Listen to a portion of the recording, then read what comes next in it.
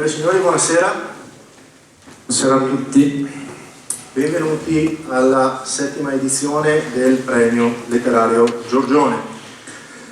Io sono Alessandro Cuppo, associazione Dentro Centro, associazione di commercianti di Castelfranco che si occupa di vivacizzare la nostra cittadina con molte manifestazioni e progetti come questo. Andrea Tralli, editore di Panda Edizioni, casa editrice castellana che si sta facendo conoscere nel mondo. Allora, solitamente la nostra... Globo terracqueo adesso. Sì, no, cioè nel senso sì, mi faccio conoscere, andiamo a Francoforte a farci conoscere. Allora, eravamo riusciti a fare una volta una presentazione seria. No, lui no, allora è impossibile. Cioè noi ci proviamo, però non è nella nostra indole, cioè sì, insomma. Comunque tutti gli anni andiamo a Francoforte e ci riconoscono. Ah, ma sei quello del premio Giorgione? Ah, ma sei quello del... sì.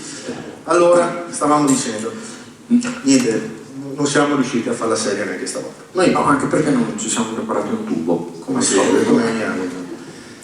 Vabbè, allora l'idea è questa. Stasera vogliamo fare una presentazione in cui vi accenniamo alle difficoltà che ci sono dietro un premio letterario. Un premio letterario ha un monte di difficoltà così. Si va dall'uovo che manca, alla mail, alla serata finale, alla libri che arrivano, non arrivano, le poste che te li perdono, succede di tutto. Sì. Si fa una fatica. Sta venendo l'ansia. Non dire così, dai, che è quasi finita. È veramente faticoso. Un po'. E chiaramente siamo sempre, è molto bello, siamo soggetti a moltissime critiche. Ci ha colpito il fatto di aver trovato in libreria un testo in cui viene criticato un altro premio letterario molto famoso in Italia, che adesso andremo a leggere. Attenzione, facciamo una dolorosa premessa, è un testo che si riferisce agli anni fino al 2009, fino al 2007, poi la signora... Esatto. E non siamo noi a dire questa cosa, non è assolutamente una critica da parte nostra, lo leggiamo per farvi capire fino a che livello arrivano le critiche nei confronti dei premi letterari, soprattutto premi letterari blasonati come... Vabbè, insomma... Adesso... no, non mi viene in mente. Allora, il libro, partiamo giustamente... Siamo a un premio letterario, partiamo con la lettura di un libro. Il libro è di Gianarturo Ferrari, Storia confidenziale dell'editoria italiana. Lui era il direttore editoriale per quasi 30 anni, se non sbaglio, il direttore editoriale della Mondadori, quindi era lui che gestiva in prima persona, era uno dei grandi capi dell'editoria, poi ci sono quelli economici, eccetera. E lui racconta le sue memorie, perché ormai ha 80 anni, si toglie tutti i sassolini dalle scarpe, è un libro molto divertente per chi mastica di editoria. Infatti ha raccolto le sue memorie e le ha pubblicate con Marsilio, evidentemente Mondadori. Sì, no. Comunque lo consiglio molto perché è veramente molto bello per chi mastica di editoria e chi non è mastica magari. Comunque a pagina 219 ho trovato questo piccolo passo che mi piacerebbe leggervi, tanto farsi un'idea, insomma. Lo Strega segue un copione ben definito. Morta nell'86 Maria Bellonci, la fondatrice, le redini sono passate nelle mani di Anna Maria Rimoaldi, sua compagna di vita, nonché sua ausiliatrice in ogni attività. Da quella letteraria vera e propria alle ricadute editoriali, alle versioni cinematografiche, all'incessante promozione delle opere. La Rimoaldi, come viene normalmente chiamata, Anna Maria per gli amici, è una personalità poliedrica e decisa, matematica di formazione, ha animato e condotto diverse esperienze teatrali, la sua grande passione, mentre dirigeva l'ufficio statistico del Ministero dell'Agricoltura. Da qui le viene il piglio fattivo, manageriale.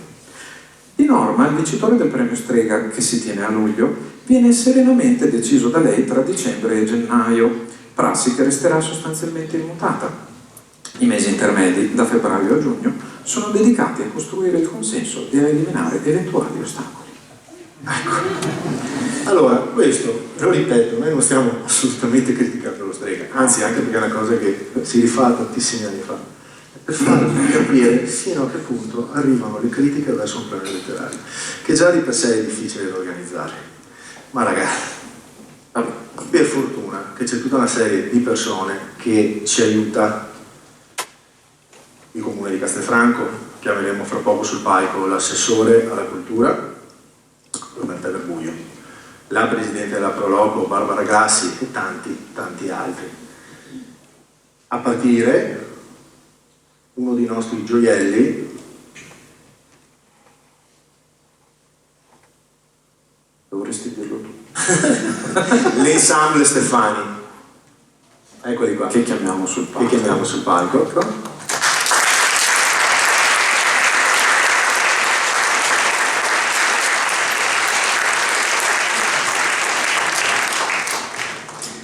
E che come tutti gli anni ci seguiranno in questa serata. Che altro dire? Direi che possiamo lasciare la parola. Vediamo un attimo che si sistemino. Sì. Noi vi ringraziamo per essere venuti, ringraziamo tutti i finalisti, speriamo di avervi accolto a Castelfranco Veneto nel migliore dei modi, o quantomeno ci abbiamo provato. E se i ragazzi sono a posto, Diteci voi, io direi, ok, musica.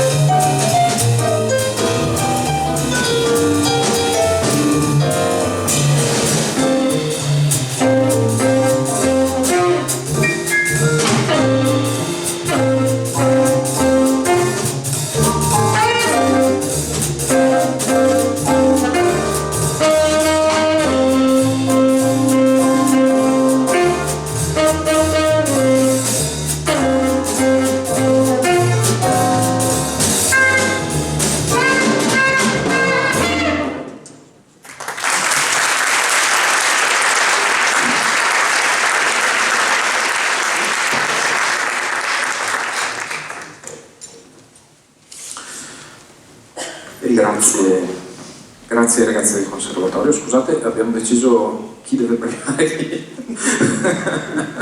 Adesso. Comunque, no, perché noi abbiamo una preparazione maniacale delle cose. Benissimo.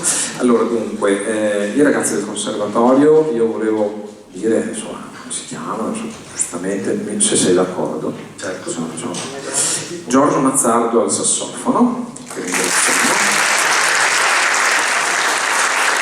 Nicola Guidolin al pianoforte, Alberto Paggin al contrabbasso e Thomas Zausa alla batteria. Non sono i soli che ci aiuteranno in questa serata particolarmente vivace, ma abbiamo anche la giuria a partire da Gregorio Piaia, Michele Benitello, Elisa Parro io vado avanti di qua. Vai, vai. Lucia Serracca, Angela Fiori, Cristiano Brionna e Fanny Guidolin. Chi di voi c'era l'anno scorso sa, cioè li ha già visti, perché Cristiano e Fanny eravate in giuria anche l'anno scorso, vero? Sì, mentre invece gli altri giurati sono i vincitori dell'anno scorso che hanno accettato di fare giurati e quindi di passare dall'altra parte del libro, perché insomma prima si partecipa come candidato e poi si passa dall'altra parte a leggere i libri, o perlomeno noi diamo questa opportunità. Vai Alessandro. Nell'angolino nascoste abbiamo le nostre vallette, ovvero Nicole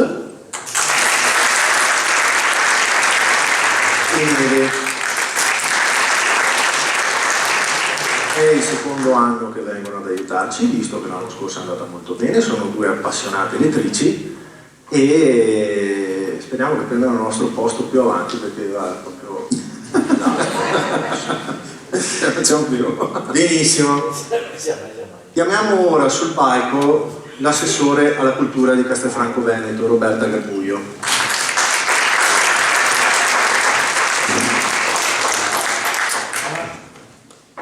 Benvenuta Roberta. È acceso? Buonasera. Bisogna trovare la distanza giusta, ma Abbiamo un mazzolino di fiori. Grazie. Buonasera, intanto io ovviamente porto i saluti della città di Castelfranco Veneto. Grazie.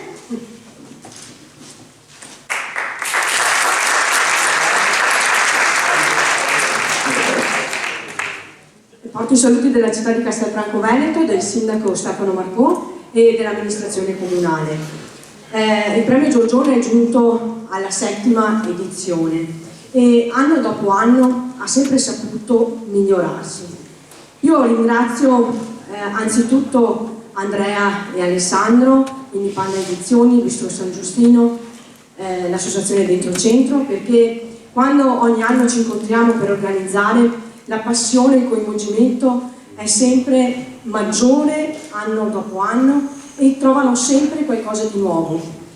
Quest'anno, in modo particolare, abbiamo cercato di estendere, portare fuori il premio letterario e hanno realizzato una magnifica mostra che vi invito ad andare a vedere in Torre Civica, con l'esibizione di tutti i testi dei finalisti.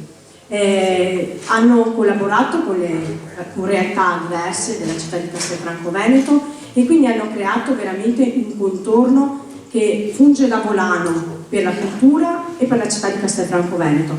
Un ringraziamento speciale anche a tutti i giurati, perché anche io ero venuto della giuria, e il lavoro veramente che c'è dietro, al di là dell'organizzazione, che loro sono bravissimi, è veramente immane, veramente grazie, anche perché per la qualità del lavoro che la giuria svolge. Sappiamo che il premio Giorgione porta sempre fortuna, no? Sì. E speriamo che la porti in quest'anno.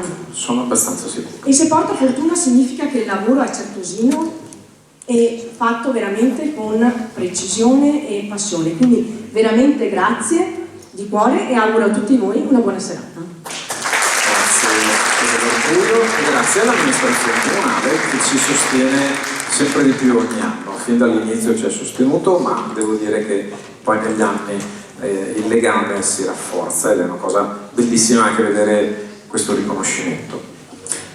Chiamiamo sul palco ora la Presidente della Proloco, Barbara Grassi. Per chi c'era questo pomeriggio alla visita guidata, l'ha già vista, però veramente grazie perché è stato un momento molto bello. Un momento, è durato 4 ore. Fiorellino, sì, è stato un momento probabile, grazie mille. Infatti sarò breve perché oggi ho parlato tantissimo e mi sono divertita. Un saluto a tutti voi che siete presenti, un saluto ai nostri finalisti e un saluto all'amministrazione comunale ovviamente che oggi durante la visita guidata letteralmente spalancato le porte del nostro centro storico, accogliendo così i nostri finalisti che arrivano da tutta Italia e che ora possono dire di aver conosciuto e apprezzato il nostro territorio. Porto anche i saluti di Umpli Treviso e di Umpli Veneto, che si scusano per non essere presenti, però avevano altri impegni. Io non devo dire molto altro perché l'assessore Garbuio, per fortuna, ha già detto tante cose belle, per cui io vi ringrazio di questa serata. Penso che un plauso vada agli ideatori e agli organizzatori, Andrea e Alessandro, così simpatici ma anche appassionati, e un grande in bocca al lupo ai finalisti e che vinca il migliore.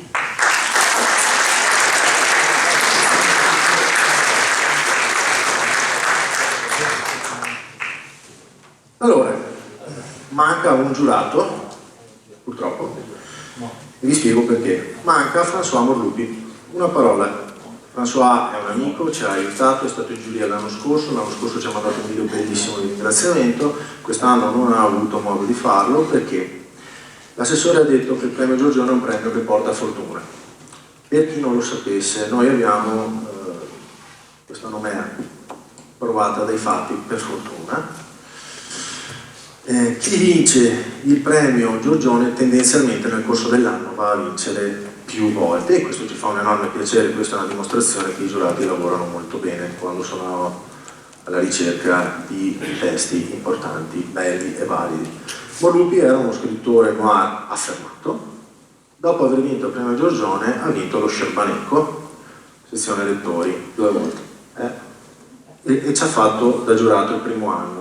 Non potendo venire perché aveva vinto lo Scerbanecco, ho detto ragazzi grazie, no, ciao François, ci vediamo l'anno prossimo. Sì, ha vinto di nuovo lo Scerbanecco.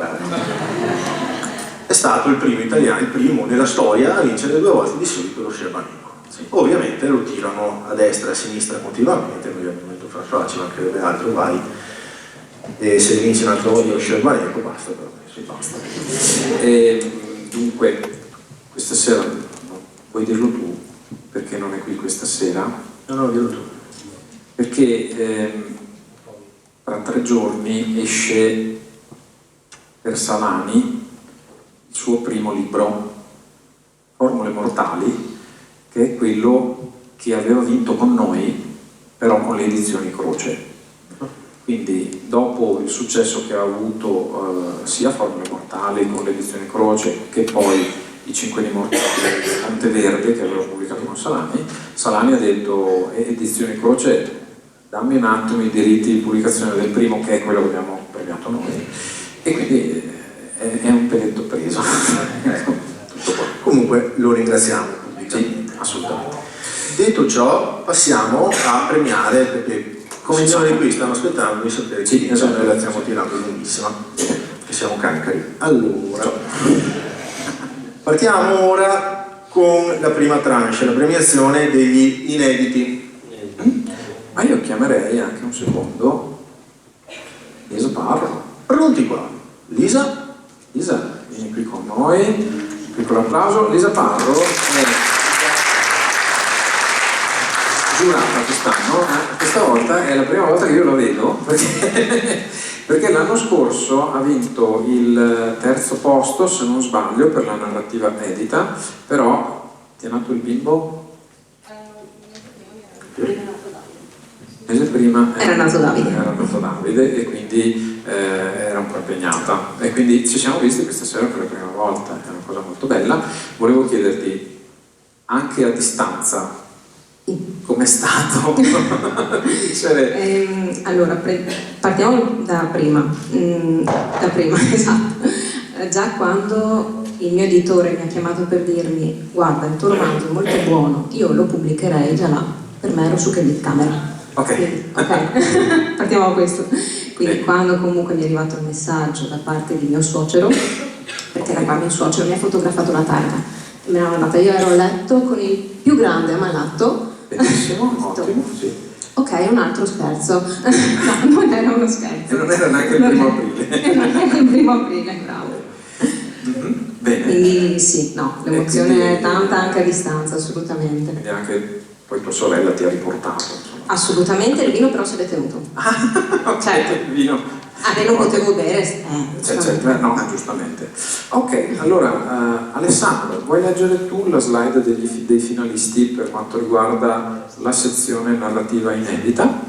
Allora, quest'anno i finalisti della sezione narrativa inedita sono Gino Dondi con I ragazzi di Via Magri, Rebecca Gelli e Giovanni Luca Ventura, Lettere di guerra ed amore, Sabrina Grappigia Bernard con Toccami, Andrea Bacan, Truman, Federica Sartori, Devo dirti chi sei, Anna Cantagallo, Riparare la vita, Fabio Sonnella, Cronache di eventi annunciati, Mauro Orsino, La maschera e la notte, Cristina Biocati, Anna nel frullatore e Licia Tumminello con 11 giorni. Io ci terrei a dire che già essere qui questa sera è un ottimo risultato, al di là poi di chi vince e di chi no, perché fuori dal teatro per ognuno di voi ci sono altre 10 persone che non sono qui. Abbiamo avuto una selezione molto ferrea. Ok. Passiamo ora a leggere un estratto. L'estratto che leggeremo è la menzione d'onore che diamo all'inedito 2023. Diamo la parola a Maria Rosa Salli per la lettura di un estratto.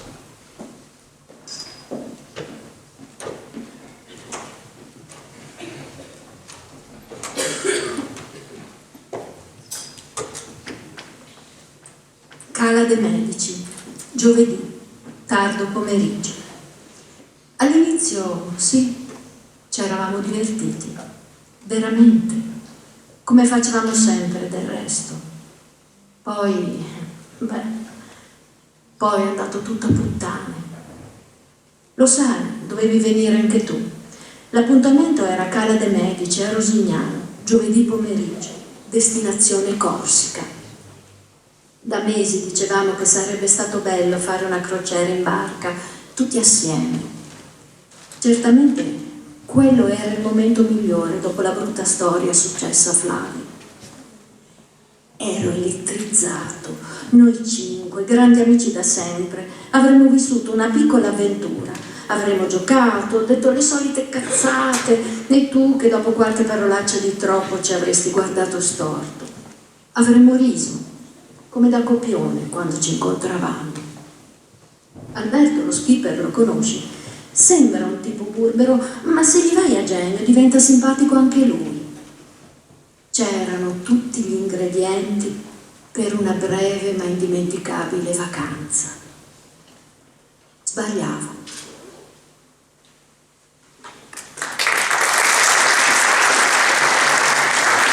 Grazie Maria Rosa Salvi.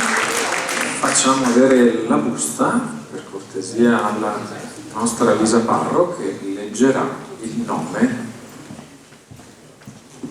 della persona a cui si riferisce questo brano.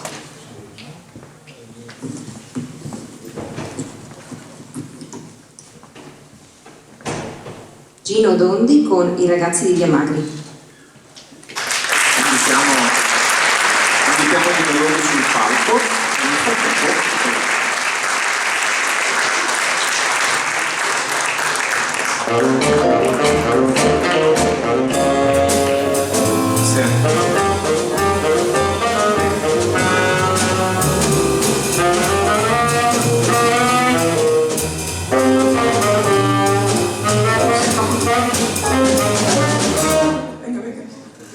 Ci accomodiamo.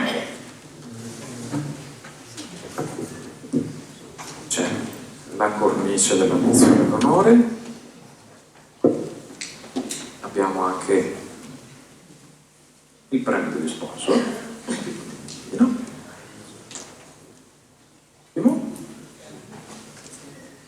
Buono, molto buono. Mi ha detto la sorella. Tua sorella ti ha detto che Mi ha detto buono. Se tu Lisa hai 2 domande, se ti va. Fatto, assolutamente. Prego, si accomodi 2 pure. domande. Se posso. Allora, il romanzo si svolge su una barca. È una sua passione?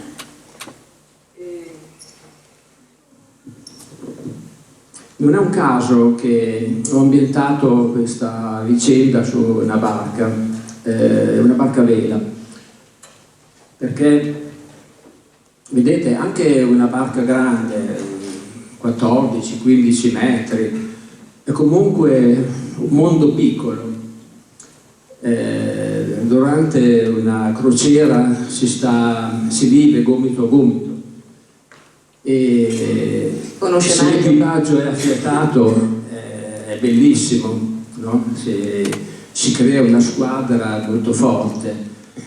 Se invece ci sono delle ombre, delle incrinature, allora queste vengono a galla. Assolutamente. Per un argomento. E possono scoppiare dei conflitti gravi, conflitti importanti, come ho scritto in questo romanzo. Quindi se volete andare a fare una crociera, pensateci bene con chi volete andare. Potrebbe essere l'inizio di una bellissima amicizia, come anche no. Ecco, a proposito di amicizia, anche lei comunque ha il suo gruppetto di amici stretti, come ce li hanno i protagonisti di questo romanzo. Ha preso ispirazione dal suo gruppo magari di amici per i vari caratteri, ecco, di questi protagonisti? Sì, questo è... Sì e no? Ho preso spunto sì. da amici veri. Ok. Sì. Perfetto. Questo sì. Se vuole raccontare un attimo il senso di suspense e di giallo contenuti nel romanzo. Io l'ho avvertito già dall'intro, che comunque è stato letto adesso, e già là comunque mi ha trascinato abbastanza nel racconto, cioè già là era bello trainante come racconto. Allora, qui in questo manoscritto parlo di amicizia, ma parlo soprattutto della follia.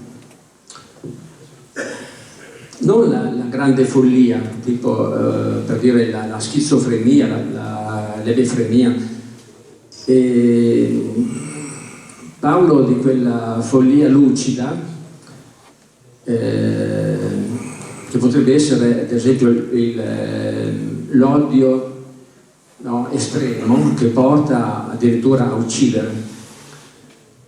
Questa è una follia lucida, quindi colpevole, mentre la grande follia, la schizofrenia è incolpevole, perché tante volte chi ne è affetto non è nemmeno consapevole. Assolutamente. Grazie mille. Grazie a voi. Grazie.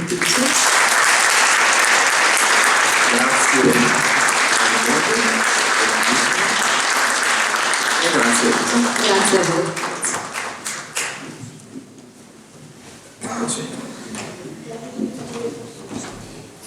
Benissimo, a questo punto chiamiamo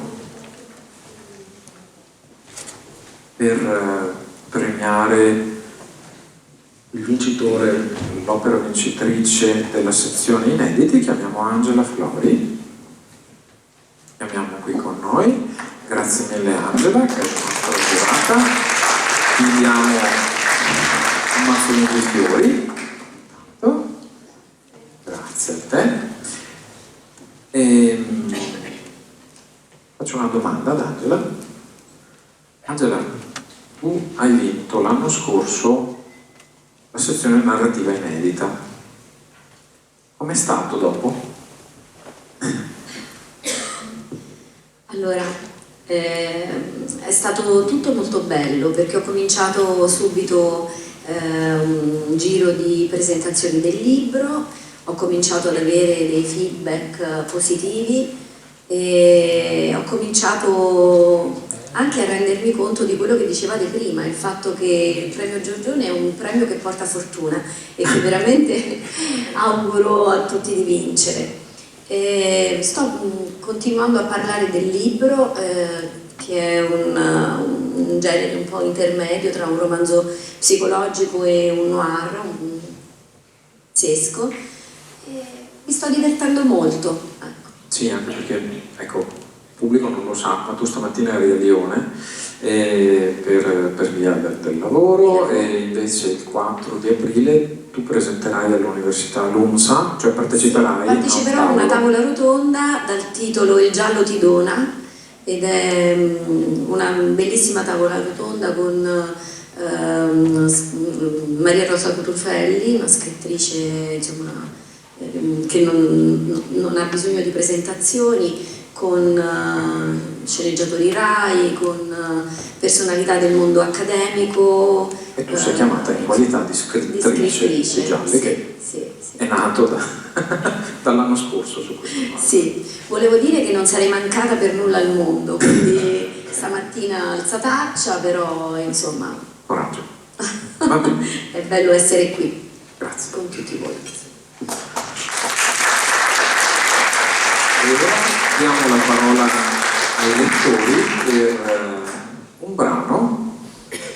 Abbiamo Leonardo Zanata, Maria Rosa Salvi e Maria Elena Selva che si giustreranno per la lettura di questo brano.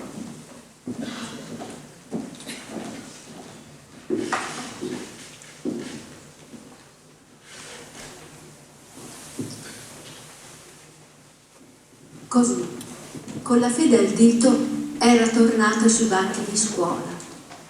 Il diploma però non l'aveva preso, perché l'anno seguente era rimasta incinta. Ignazio si era arrabbiato. Ci mancava anche questa. Com'è successo? Non lo so. Tu sei stato attento?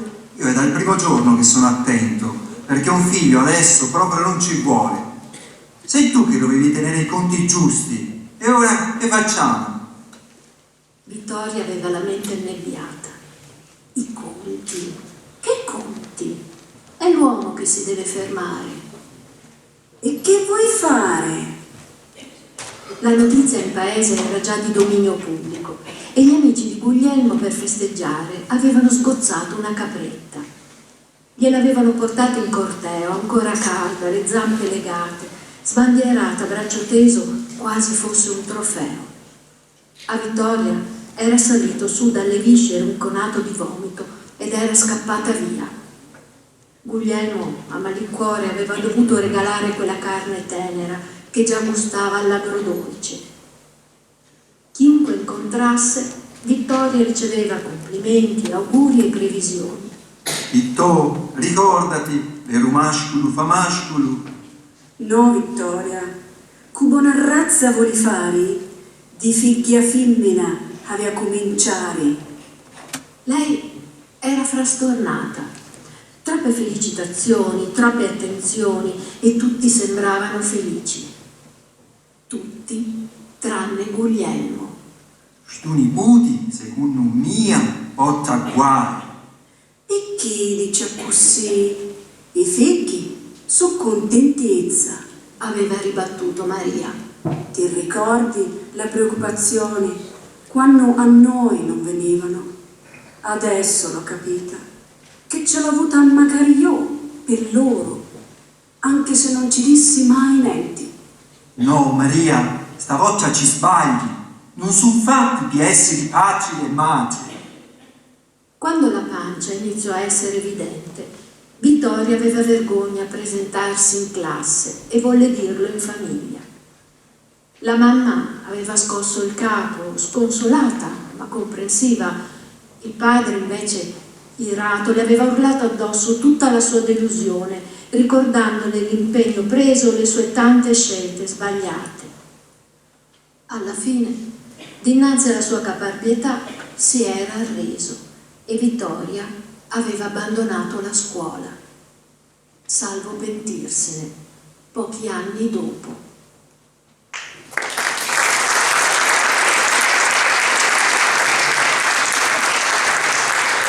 Grazie ai lettori per averci allietato e portiamo la busta ad Angela Flori. Ah, c'è già, perfetto, perfetto, che tempismo. E dunque l'opera vincitrice della sezione narrativa inedita è Liscia Tombinello con 11 giorni. Grandi canti.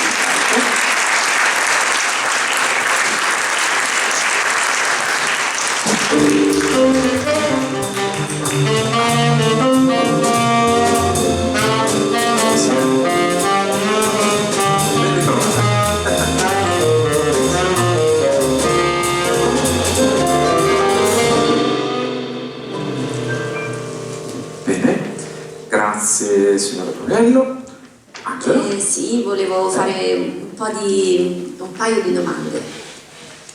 Allora, dunque, l'opera è molto bella, molto interessante.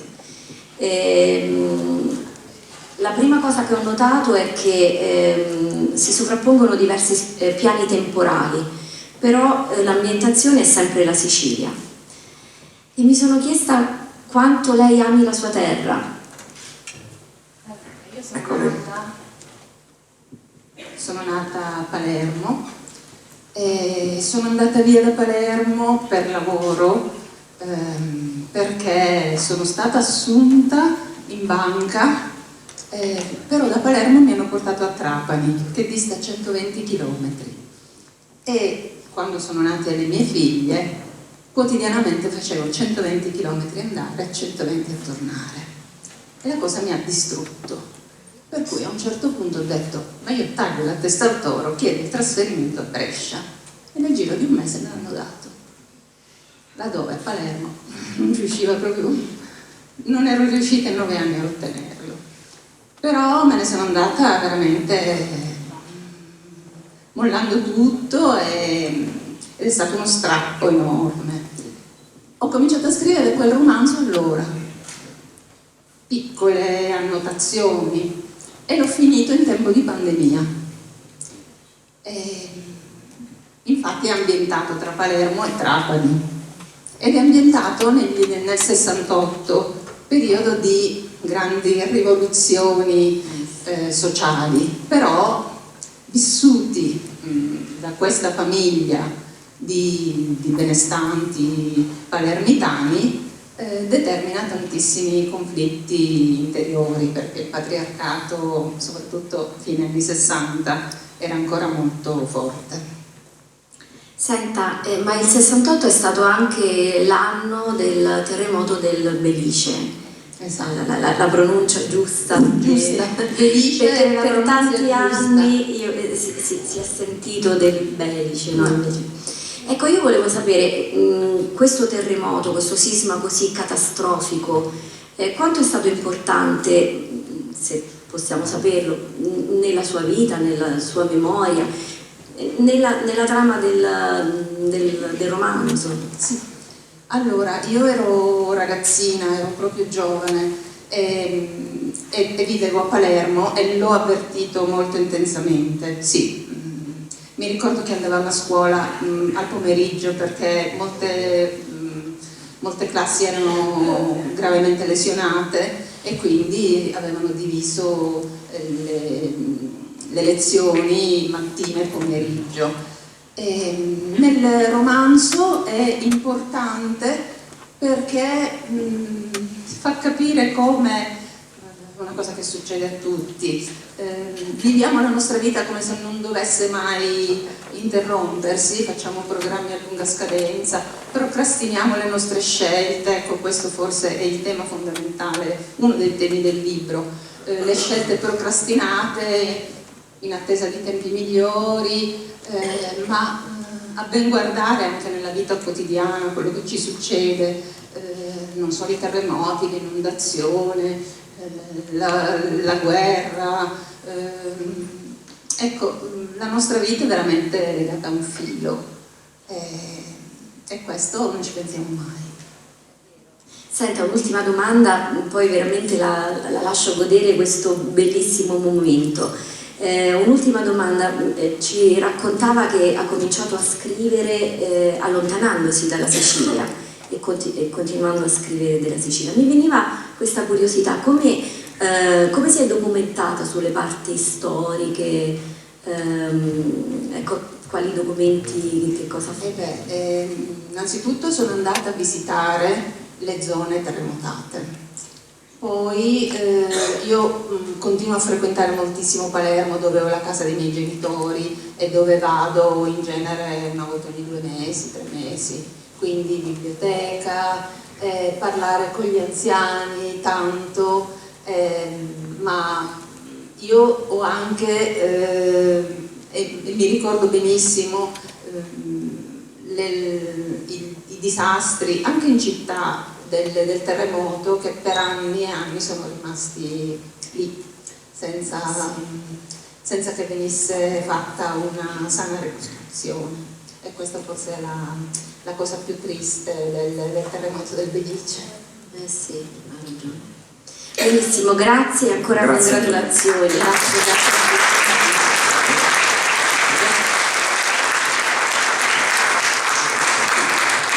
Signora Tominello? Signora Tominello? Ti hai dimenticata la targa? La targa. Sì, era aperta sul tavolo. Non si preoccupi, occhio alle scale, sa? Certo, grazie, sa. Ora chiediamo l'aiuto ai nostri giurati. Allora, come vi abbiamo accennato prima, un premio letterario è difficile da organizzare, serve un sacco di collaborazione. Volete un esempio di collaborazione? Eccolo qua. Pochi secondi e tutto scompare. Perché deve scomparire tutto? Perché una delle collaborazioni di quest'anno di cui andiamo maggiormente fieri è quella con una delle scuole di ballo più importanti d'Italia, la scuola di ballo di Susanna Pleino, che ha accettato con entusiasmo di venire stasera sul palco del teatro accademico per farvi vedere quanto sono bravi gli allievi della scuola. Noi abbiamo già visto le prove e ci siamo emozionati, c'era anche un post su Instagram, siamo rimasti un attimo così. Speriamo che vi emozioniate esattamente come noi.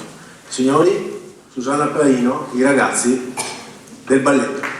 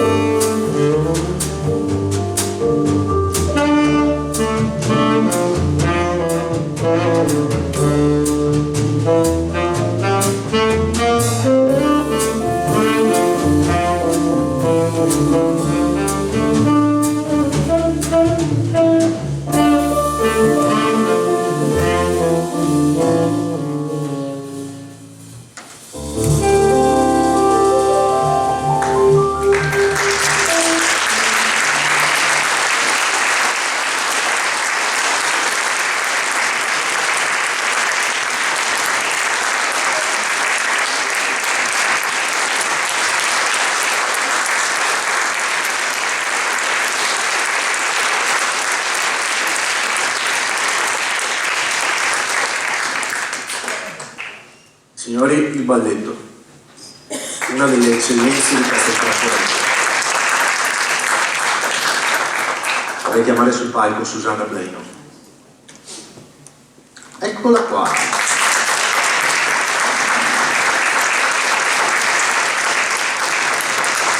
Allora, Susanna, vieni avanti.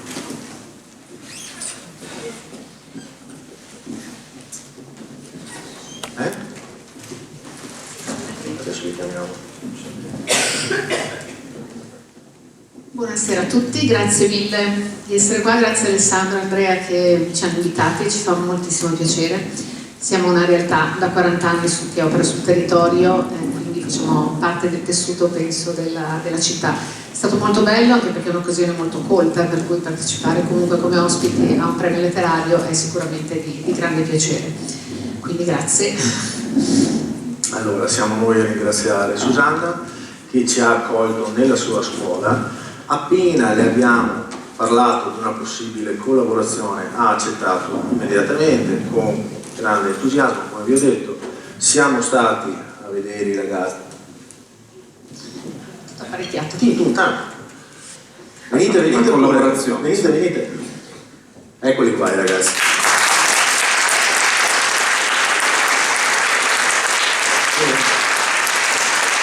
Questi sono ragazzi abbiamo un performing group, cioè una compagnia giovanile che si chiama il Balletto Gruppo Junior Veneto, e questi sono alcuni dei ragazzi che partecipano agli spettacoli appunto in rappresentanza di questo gruppo.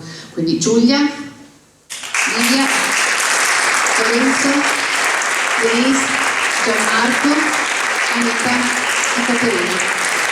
Di Castelfranco c'è solo Livia che è adottata e tutti gli altri sono da fuori zona, addirittura da Milano, Lorenzo, da Rimini o giù di lì, da Trento e poi anche da zone limitrofe qui. Quindi abbiamo ragazzi che vengono da tutta Italia, sono venuti anche dall'estero, ne vengono anche dall'estero per venire a studiare qui.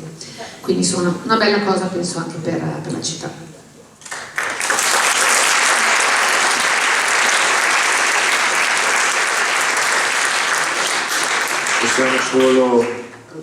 Possiamo solo ringraziare. Io da canto mio posso dire che ho avuto modo, che mi raccordo con i ragazzi a scuola, dietro le quinte, sono stati splendidi, gentilissimi, estremamente collaborativi. Col problema dobbiamo spostare tavoli, sedie, quando entriamo, quando non usciamo, quindi veramente eccezionali.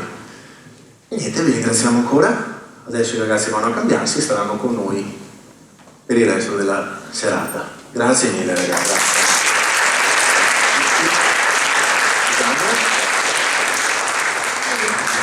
Ci vediamo più tardi. Grazie. Bene. Dopo questo meraviglioso intermezzo è giunto il momento della premiazione della sezione Panda Noir, di cui adesso vado a leggere i nomi dei finalisti. Per il Panda Noir i finalisti erano Andrea Ciresola, o Ciresola, non lo so, chiedo scusa, con Gli angoli dei numeri, People Edizioni, Marco Marini con Fuori tema, Perica editrice, Luca Casadei con Il caso Mattias Ora, Bucabuc, Francesca Violi con L'abbaglio, Elliot, Flavia Rampichini con Nulla di vero, Annulli editore, Nicolas Patrono con Torino Nera, Nulla die, e Margherita Arcangeli e Tiziana Riolfi con Torna indietro appena poi, People Edizioni. Dunque adesso per la premiazione della menzione d'onore della sezione Panda Noir chiamerei qui con me Lucia Serracca, la nostra giurata, Lucia, a cui diamo un mazzone di fiori da parte dell'attore Flower Shop.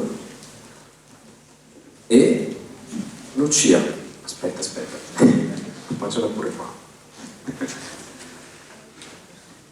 Ciao Lucia, com'è essere dall'altra parte? Perché l'anno scorso avevi vinto la sezione Panda Noir, se non sbaglio, con Salmo 24 e Le Mezzalane. Sì. Com'è stato dopo? C'è stato un notevole feedback positivo. Sono... Cioè, continua. sì, bene, sì, bene. sì. No, perché pare che ci diamo delle arie, però. No, anch'io confermo che il premio Giorgione porta fortuna. Porta bene. Ed è anche una sorta di lasciapassare che dà credibilità. Infatti io sono arrivata con la mia casa editrice al Salone del Libro di Torino, quindi ho presentato il libro. L'hai presentato lì? Sì, al Salone del Libro di Torino, e continuo ad avere dei feedback molto positivi, continuo a fare tuttora molte presentazioni, quindi che bella cosa. Ottimo. Bene, sì, grazie Lucia. Ora penso che leggeremo un estratto e io lascio quindi la parola a Leonardo Zanata e Maria Elena Selva.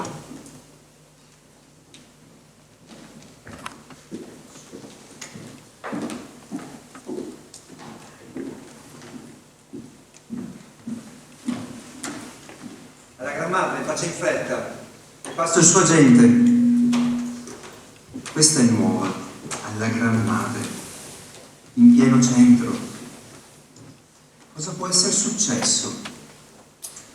Visto che Giorgia dorme, sono sicuro che non sentirà, ma per sicurezza mi alzo e mi allontano dal letto, cercando di muovermi in silenzio. Mi infilo al volo le ciabatte e salto dentro i pantaloni di un pigiama con i conigli disegnati sopra, che a quanto ne so, potrebbe essere anche di Giorgia, quindi entro in cucina. Ispettore, Fa Torri T con tono timido. hanno mandato Corsino a prenderla. Cos'è successo alla Gran Madre? Hanno ammazzato un prete. Marco, grida il mio cervello. Il piccolo della famiglia, il più fragile di noi, capace di trovare la sua strada solo con la fede. Il piccolo, gracile Marco Trani, taciturno, introverso, remissivo. Il mio esatto contrario. Ma no, non può essere lui.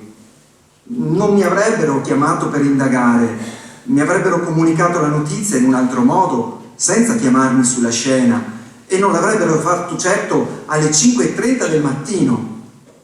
Chi ha trovato il corpo? Io e l'agente Leante. Non è uno scherzo del sonno, vero, Torri? Non mi sto immaginando questa telefonata. No, signore, ha capito bene. Il procuratore vuole lei e Corsino perché, insomma, è una roba orrenda. Voi siete quelli adatti, mi capisce? Lo capisco fin troppo bene.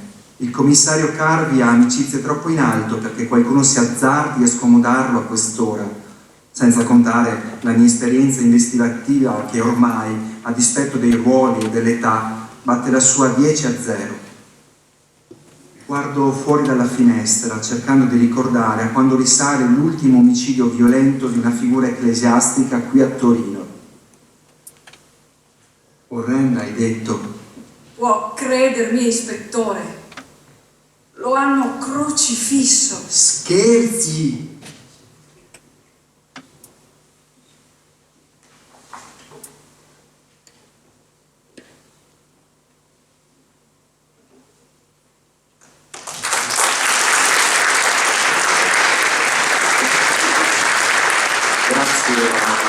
Grazie a Leonardo Zanata per la lettura. Ora Lucia, tu hai già in mano la busta, vediamo il nome dell'opera vincitrice, anzi scusate, la menzione d'onore.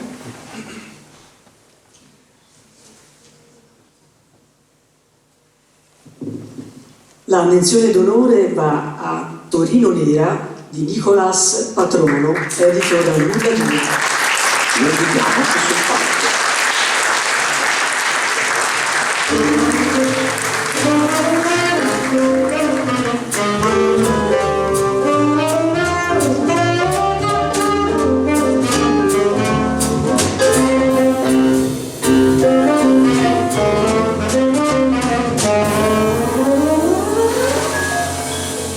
Grazie mille Nicolas, benvenuto. Portiamo la targa intanto. Accomodati pure. Scusami.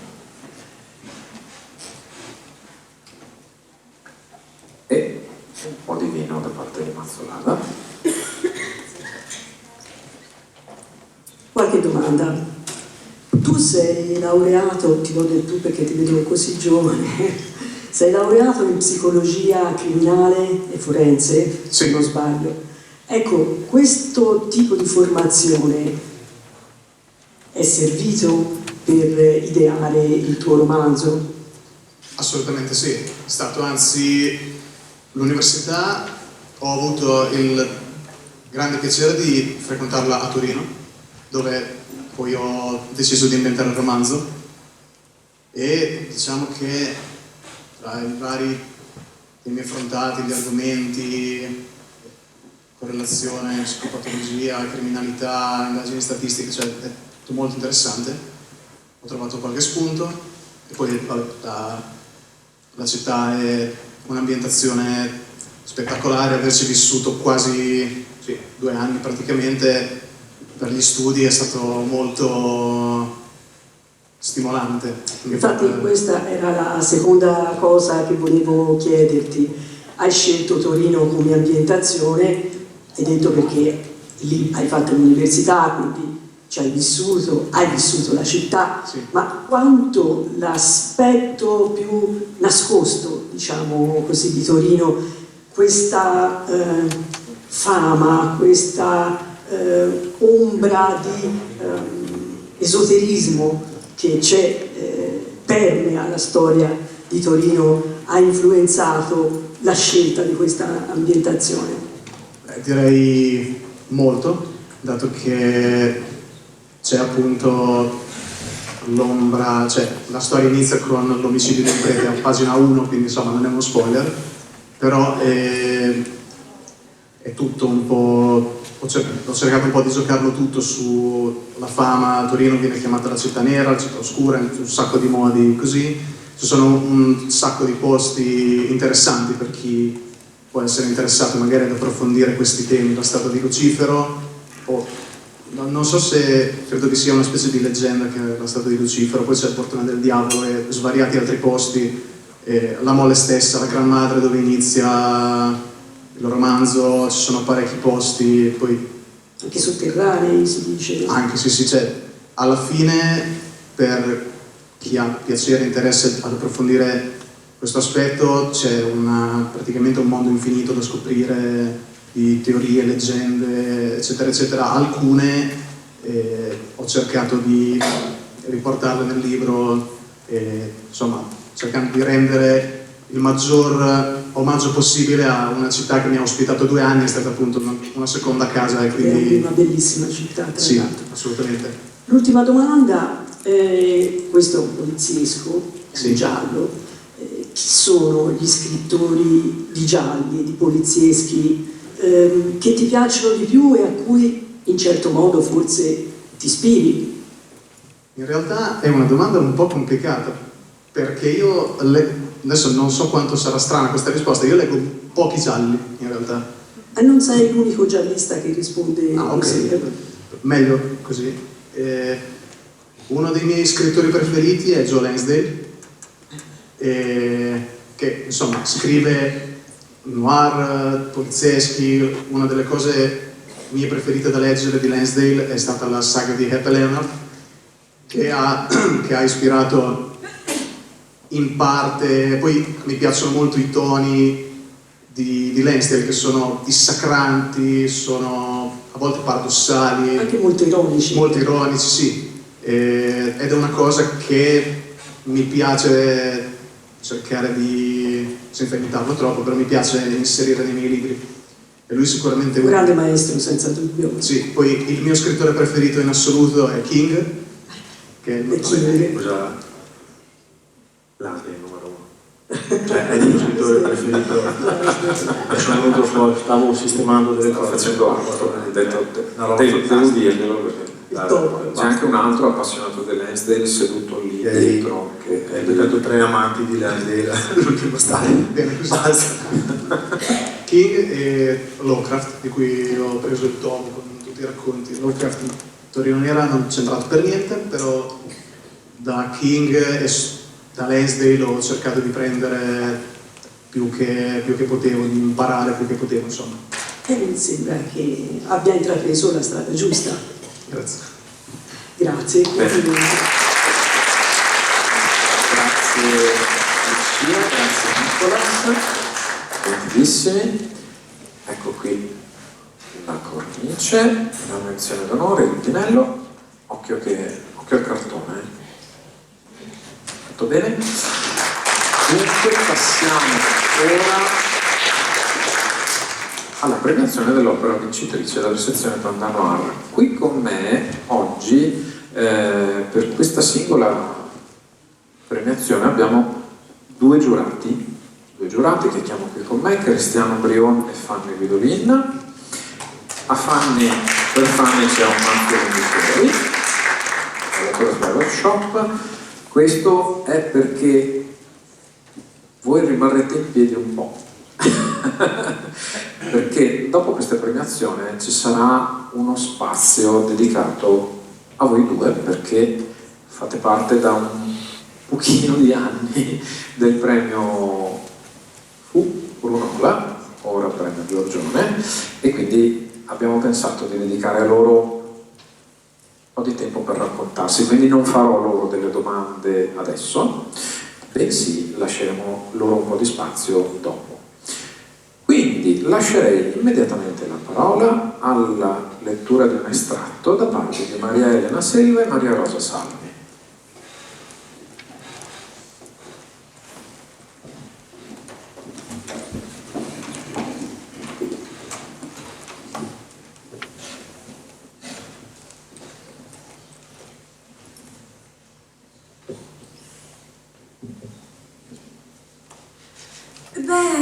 La mia amica è passata qualche giorno fa a dare un'occhiata da fuori, comunque.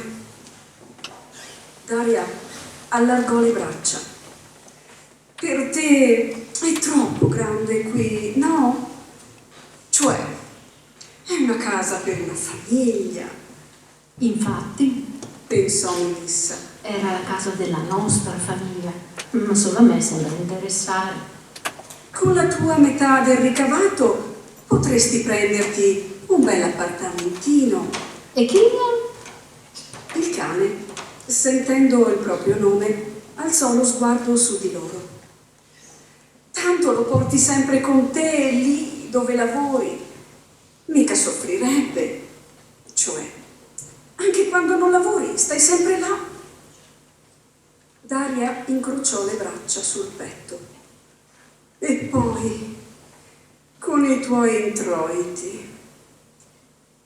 Nel tono con cui sua sorella aveva pronunciato la parola introiti, Melissa poteva cogliere la sua intera visione della realtà.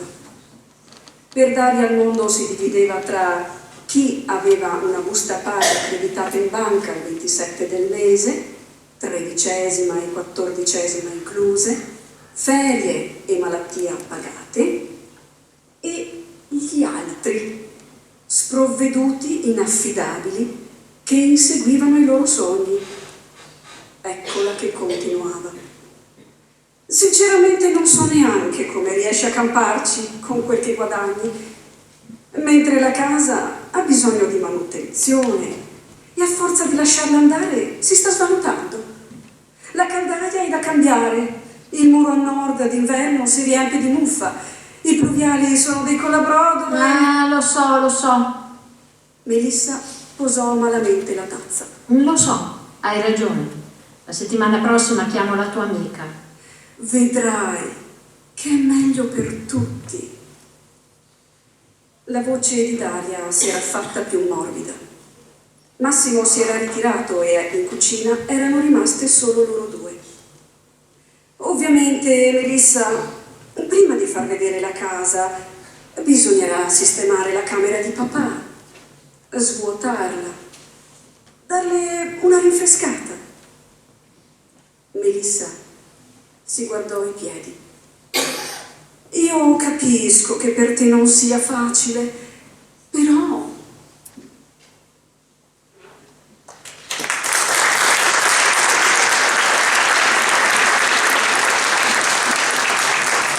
Grazie mille Dori, apriamo la busta No, aspettate, lo tengo che se no poi non riesci.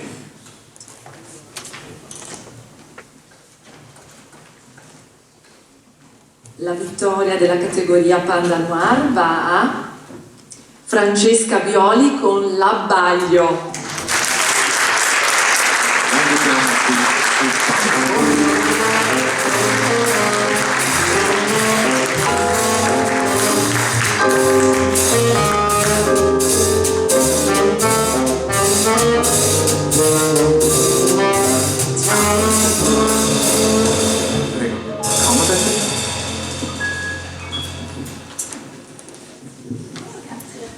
Congratulazioni.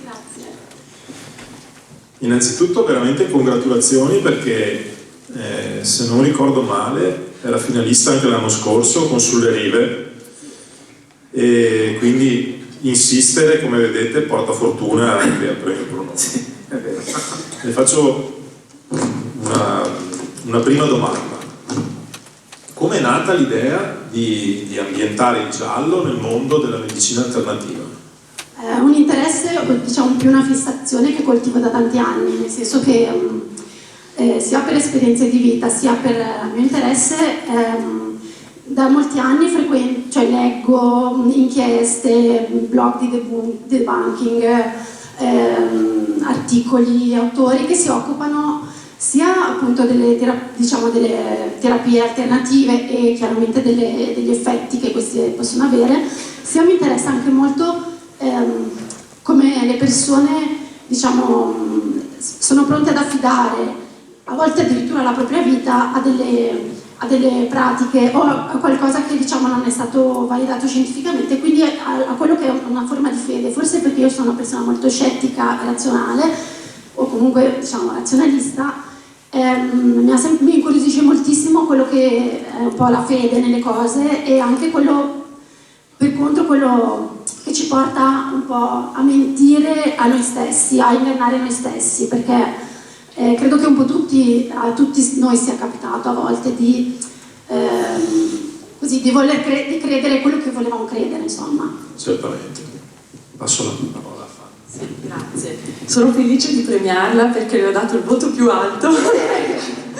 Allora, io mi sono scritta degli appunti leggendo il suo libro e quindi ho una domanda per lei.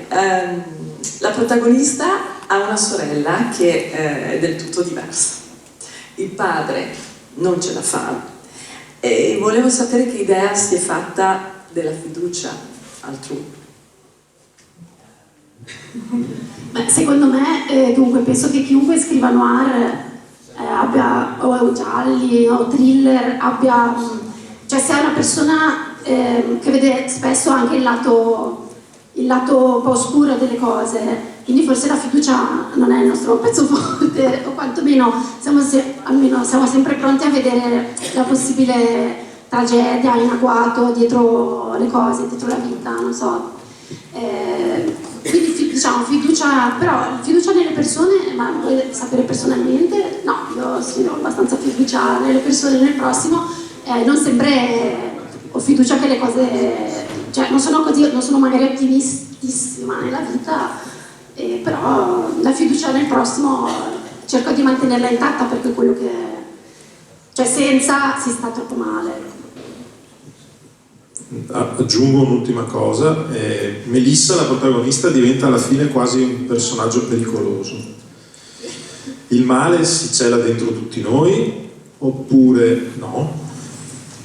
Allora penso che, come dire, non andare proprio nella patologia, psicopatologia franca, penso che tutti noi ci rendiamo conto, cioè la coscienza ci avverte quando ci avviciniamo a fare qualcosa di male. Però a volte, diciamo, non sempre siamo in grado di ascoltarla, ci sono magari queste tasche di un po' di buio della coscienza, dove appunto magari non ingannati ma un po' appunto abbagliati dalle nostre emozioni, dall'amore, dalle nostre convinzioni, magari abbiamo un po' dei punti ciechi dove il male può germogliare, ecco. Quindi secondo me un po' l'impotenza, un pochino ce l'ha in tutti noi, e credo sia anche per questo che il motivo per cui ci affascinano tanto le storie di delitti, di violenza, cose sinistre, insomma. Grazie ancora e tantissimi complimenti. Grazie.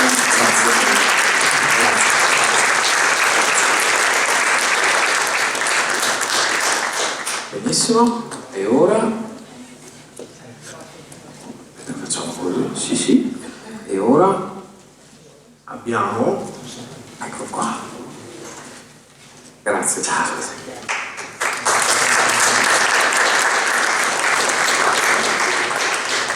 Signori, l'ensemble dello Stefani.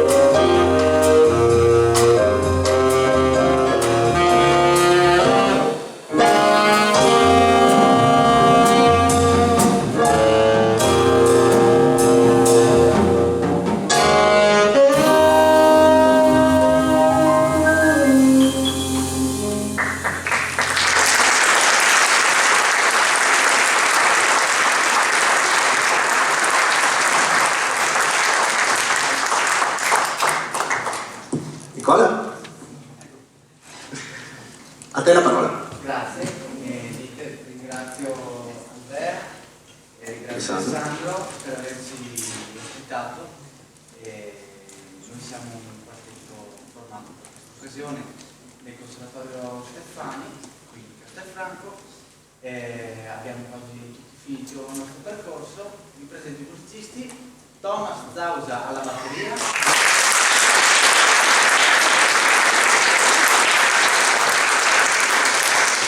Giorgio Manzardo sassofono tenore,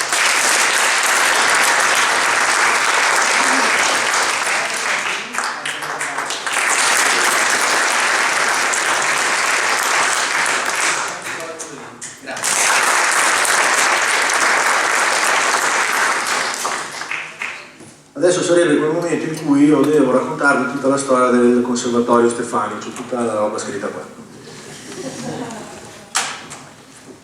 Dai, allora, se volete sapere tutta la storia del Conservatorio Steffani, www.agostinosteffani.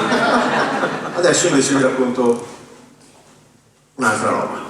Voi sapete benissimo che io nella vita non sono uno scrittore, perché non basta scrivere 2 libri per essere uno scrittore, ma sono un barista, un ristoratore. Perfetto. Poi dopo facciamo premi letterari, andiamo in giro per il mondo con Panda Edizioni, che resta la miglior casa editrice del mondo, anche se lui dice di no. Ma faccio il ristoratore. A me capita spessissimo di vedere gli studenti del conservatorio e i professori del conservatorio, perché vengono ovviamente a mangiare da noi. Io non so se vi è mai capitato di avere a che fare con professori e studenti del conservatorio, è un mondo completamente diverso.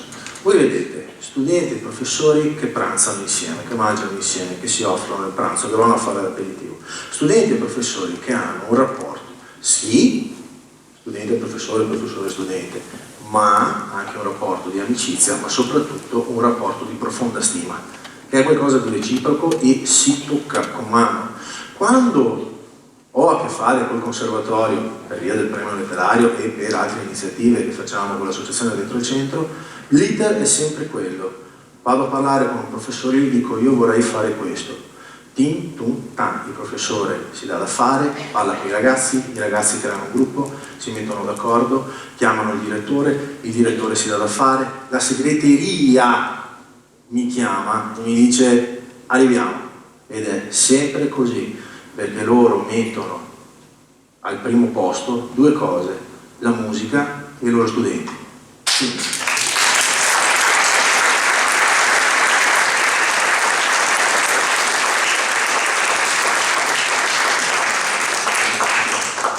io credo di non dover dire altro, vi consiglio di andare a vedervi che cos'è il Conservatorio Steffani, ringrazio il Conservatorio, ringrazio il direttore Troncon, ringrazio naturalmente i nostri ragazzi.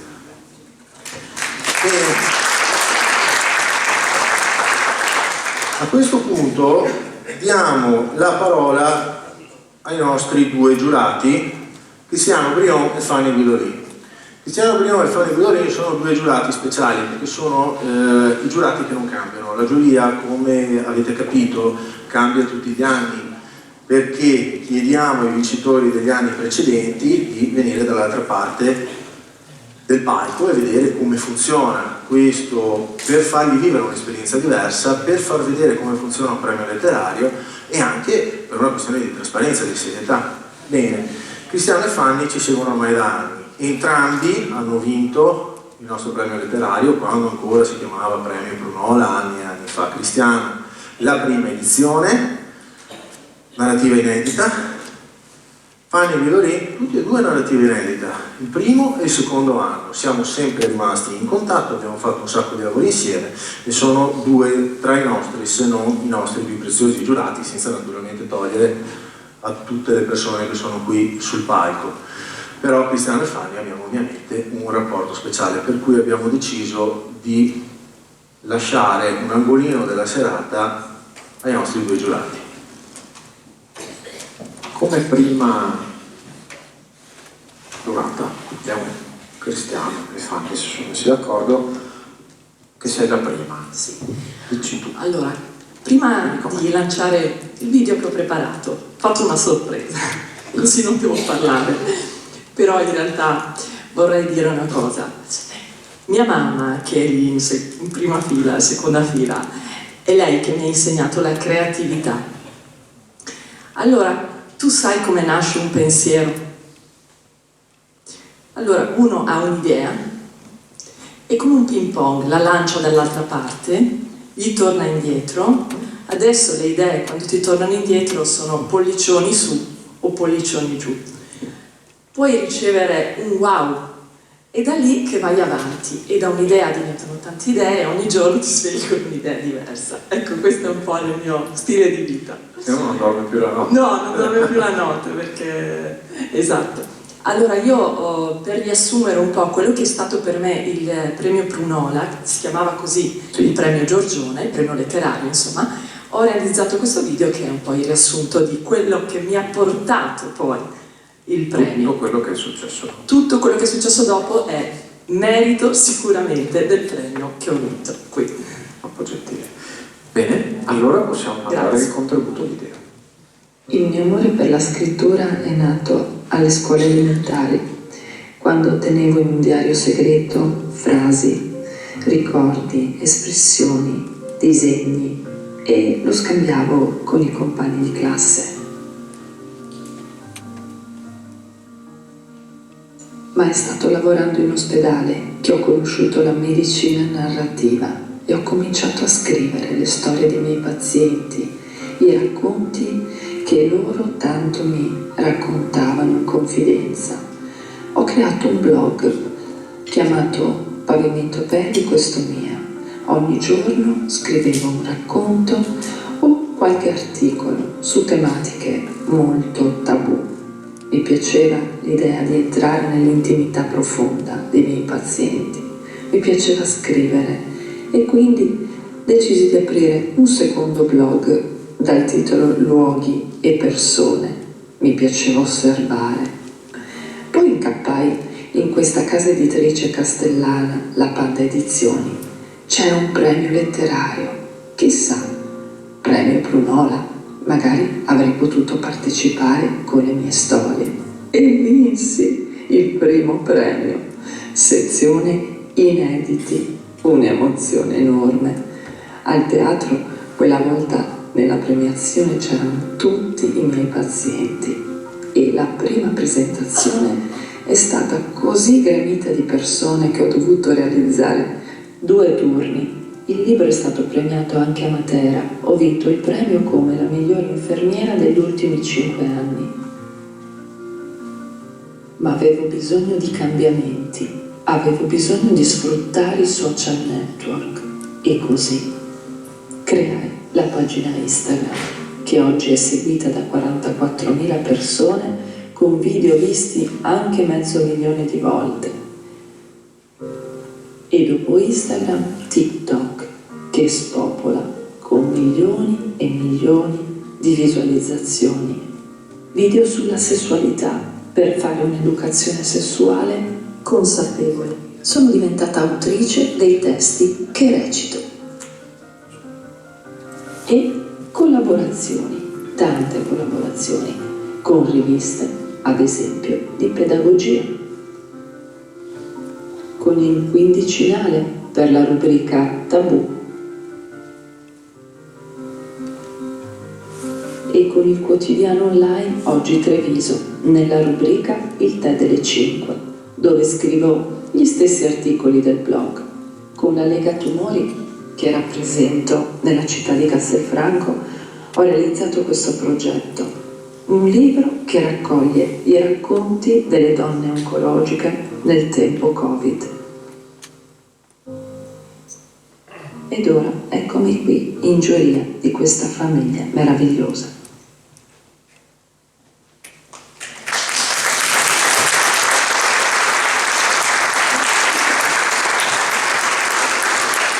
Grazie Anni, anche perché insomma sì, cioè, sembra sempre che chi si loda si improva, però è un po' un orgoglio vedere come poi si è, dal tuo primo libro poi si è camminato e continuato ad andare avanti. E vorrei dire che nel libro Caro Cancro ti scrivo siamo stati coinvolti di nuovo, ma anche noi, anche Cristiano, insomma tutte le persone che girano attorno al premio e alla casa editrice.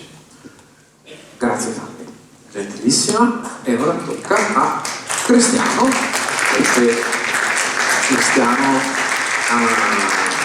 non ha un video, ma ha alcune foto e un testo che voleva leggere per ricordare un po' quello che è successo. Ieri sera, mentre bevevo una Dunkel alla birreria I 12 Apostoli di Francoforte, immerso in quella confusione, ho pensato più volte al silenzio di questo momento qui sul palco. Mi sarebbe veramente piaciuto sciorinarvi a memoria l'intervento, declamarvi le parole con fare accattivante, ma come vedete ho in mano il gobbo. Si può dire gobbo, vero? Sì. Per me sì. La foto che vedete alle mie spalle è scattata all'ingresso della bottega a chilometri zero. Era una bottega di Castelfranco, dentro le mura, vendeva prodotti tipici e come tante, troppe cose belle, purtroppo non esiste più. In quel periodo, siamo intorno al 2014-2015, mica 75 anni fa, il premio Giorgione non esisteva. Andrea era già l'editore di Panda Edizioni. Alessandro, oltre a fare il barista, era il titolare di quella bottega. Io all'epoca scrivevo gli appuntamenti della settimana sulla mia agenda e al massimo la lista della spesa, tipo fette biscottate integrali, marmellata di albicocche, poche cose ma scritte bene. Alessandro all'epoca si divertiva a rivisitare fiabe in chiave comica, Hansel e Gretel caso irrisolto su tutte. Io le leggevo e ridevo a crepapelle perché lo invidiavo, perché le scriveva veramente benissimo. Poi un bel giorno, su un noto social network, nasce un gruppo. È sempre Alessandro che lo promuove con lo zampino di Andrea. Aridai e sti due.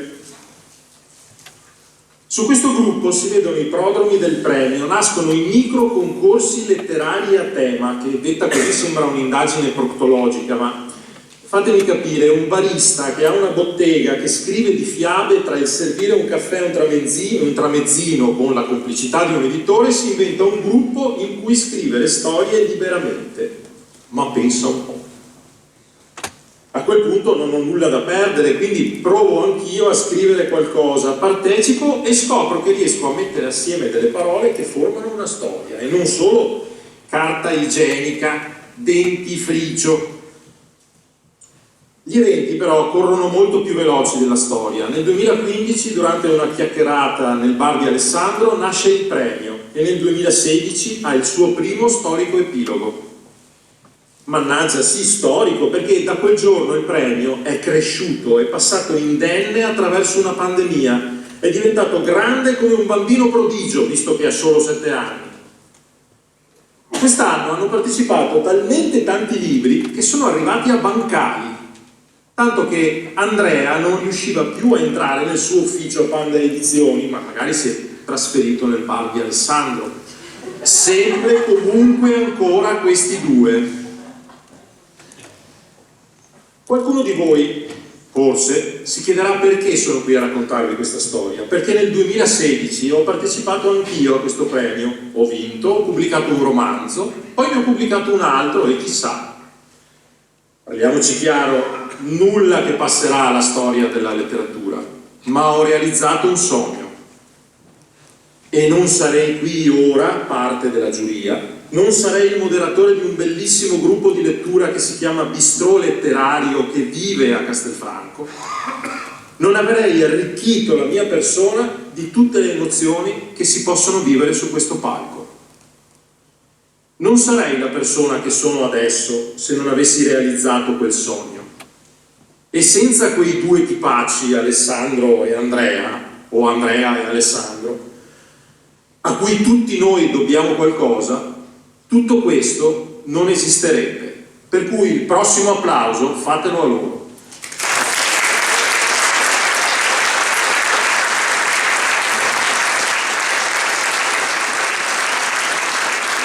Cristiano, io... allora, non era concordato nulla, nel senso che io e Alessandro ci siamo trovati una sera a bere una birra, stranamente, con Fanny e Cristiano, gli abbiamo detto questa idea, noi, vieni qui. No, parla tu che a me viene da piangere. Sai che mi commuovo io questa volta. Alla lacrima facile. No. Eravamo per una birra con Fanny e Cristiano e gli abbiamo detto, siccome voi siete due colonne portanti del nostro premio, ci farebbe piacere darvi uno spazio, che noi di solito questo spazio qui, prima della premiazione della narrativa edita, diciamo un po' di storia, insomma, un po' di stupidaggini, esatto.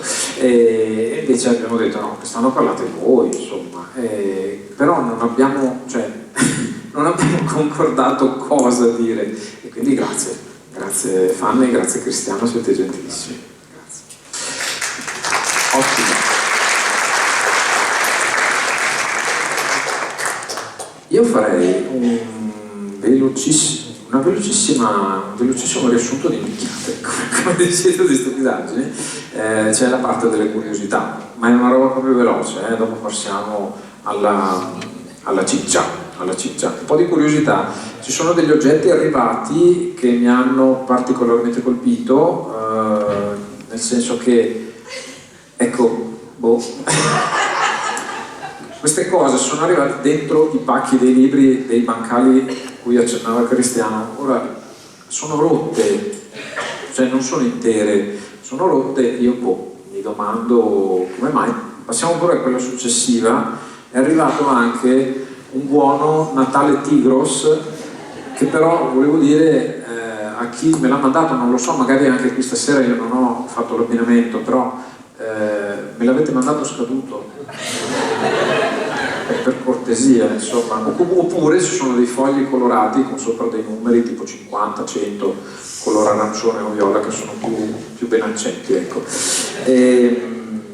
Mentre invece una cosa che ci terrei, queste sono stupidaggini, però una cosa... stupidaggini, se non volete corromperci. Siamo vabbè, comunque passiamo a una cosa seria.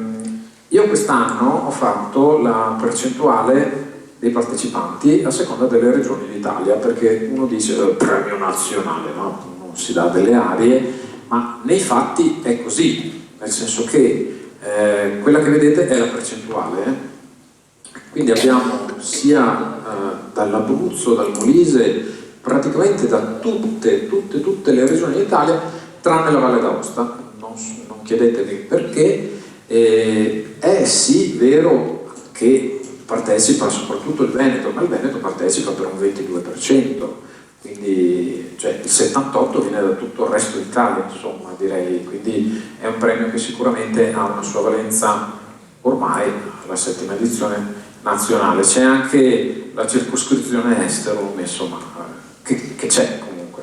Hanno partecipato più dall'estero che dalla Valle d'Aosta. Però stavo guardando che abbiamo definitivamente la prova che il Molise esiste. Sì. Siamo sicuri? Esiste, è arrivato qualcosa. Ecco, come diceva Cristiano, accenniamo al fatto che anche questa sera abbiamo dei rappresentanti del Bistro Letterario, il gruppo di lettura il primo gruppo di lettura di Castelfranco Veneto, di cui Cristiano è l'anima, diciamo, che sono presenti qui questa sera e che ringraziamo, e che si sono anche letti i libri vincitori delle scorse edizioni. Oh no, sì? Sì, sì, eccolo. Il libro che ha vinto l'anno scorso è stato apprezzatissimo, dopo ne parleremo con Michele. Con l'autore. Con l'autore che Bene. Passiamo ora. Bene, direi di far vedere la slide dei finalisti della sezione narrativa edita. E quindi quest'anno abbiamo, sono ovviamente messi totalmente a caso, allora, Roberto Bertoldo con L'arte dei misogini, Mimesis Edizioni, Giovanna Caldara con Come mele e cannella, Panesi Edizioni, Corrado Pinosi con Il corrotto, Guida Editori, Giampaolo Salvatore con Il dispositivo interno, Altrimenti Edizioni, Giovanni Marilli con Il paese dei Rottami, Prospero, Alberto Pellai con La vita accade, Mondadori, Rosanna Boaga con Il pianto della vite, PAV Edizioni, Marco Florio, Quel giorno non avevano fiori, Nulla di Edizioni, Antonello Taranto con Scimmietta, Nulla di Edizioni, e Laura Moreni con Siamo come le lumache della Bertoni Edizioni. Grazie a tutti per aver partecipato. Devo dire che la qualità di quest'anno è stata molto alta e la battaglia è stata aspra a suon di voti che sono arrivati numerosi. Devo ringraziare veramente la giuria perché avete fatto un lavoro veramente eccellente quest'anno, grazie. Dunque, siamo a dare la parola. Ah no, aspetta, scusatemi, a volte mi incanto. Chiamerei qui con me il professor Gregorio Piaia, che premierà il terzo posto. Professore, lei l'anno scorso ha vinto il secondo posto della narrativa edita, se non sbaglio, sì, con La favolosa storia di Messer Tony Padelle. Sì. Si è divertito? Dell'anonimo Belumat. Dell'anonimo Belumat. Sì, sono comparso anonimo perché di mestiere facevo lo storico della filosofia, quindi ho cambiato anche aspetto. Sono diventato anonimo. Perfetto, benissimo. Com'è stata la sua esperienza quest'anno con il premio? Bene, sì. L'ultima presentazione l'abbiamo fatta a Montebelluna 20 giorni fa, ha avuto successo. Molto bene. Sì, il libro è apprezzato sia dai colleghi universitari, che sono molto esigenti, anche dal fornaio a cui sto regolarmente il pane, ha detto che gli piace. Bene, ottimo, la ringrazio. Dunque io passerei la parola a Maria Elena Selva per la lettura di un estratto per la opera che vincerà il terzo posto.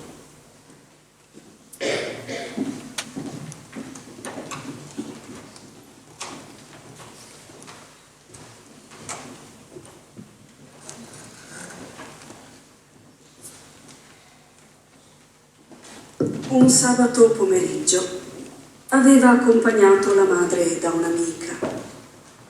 Vengo a prenderti alle 7, mamma. A più tardi. Ti voglio bene. Raccontano abbia detto.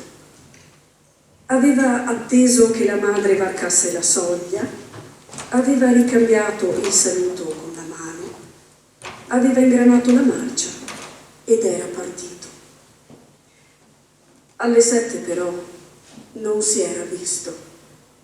Lui, sempre così puntuale, precisa la madre.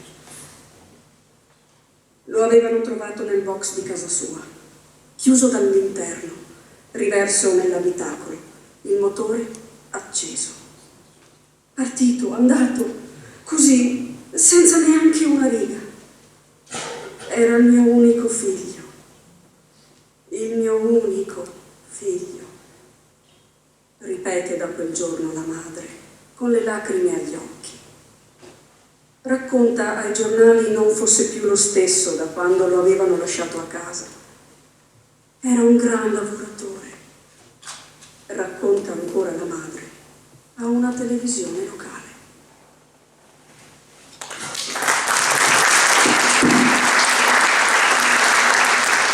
Grazie Maria Selva. Ora facciamo leggere il nome dell'opera vincitrice dalla busta. Ecco qui. Grazie.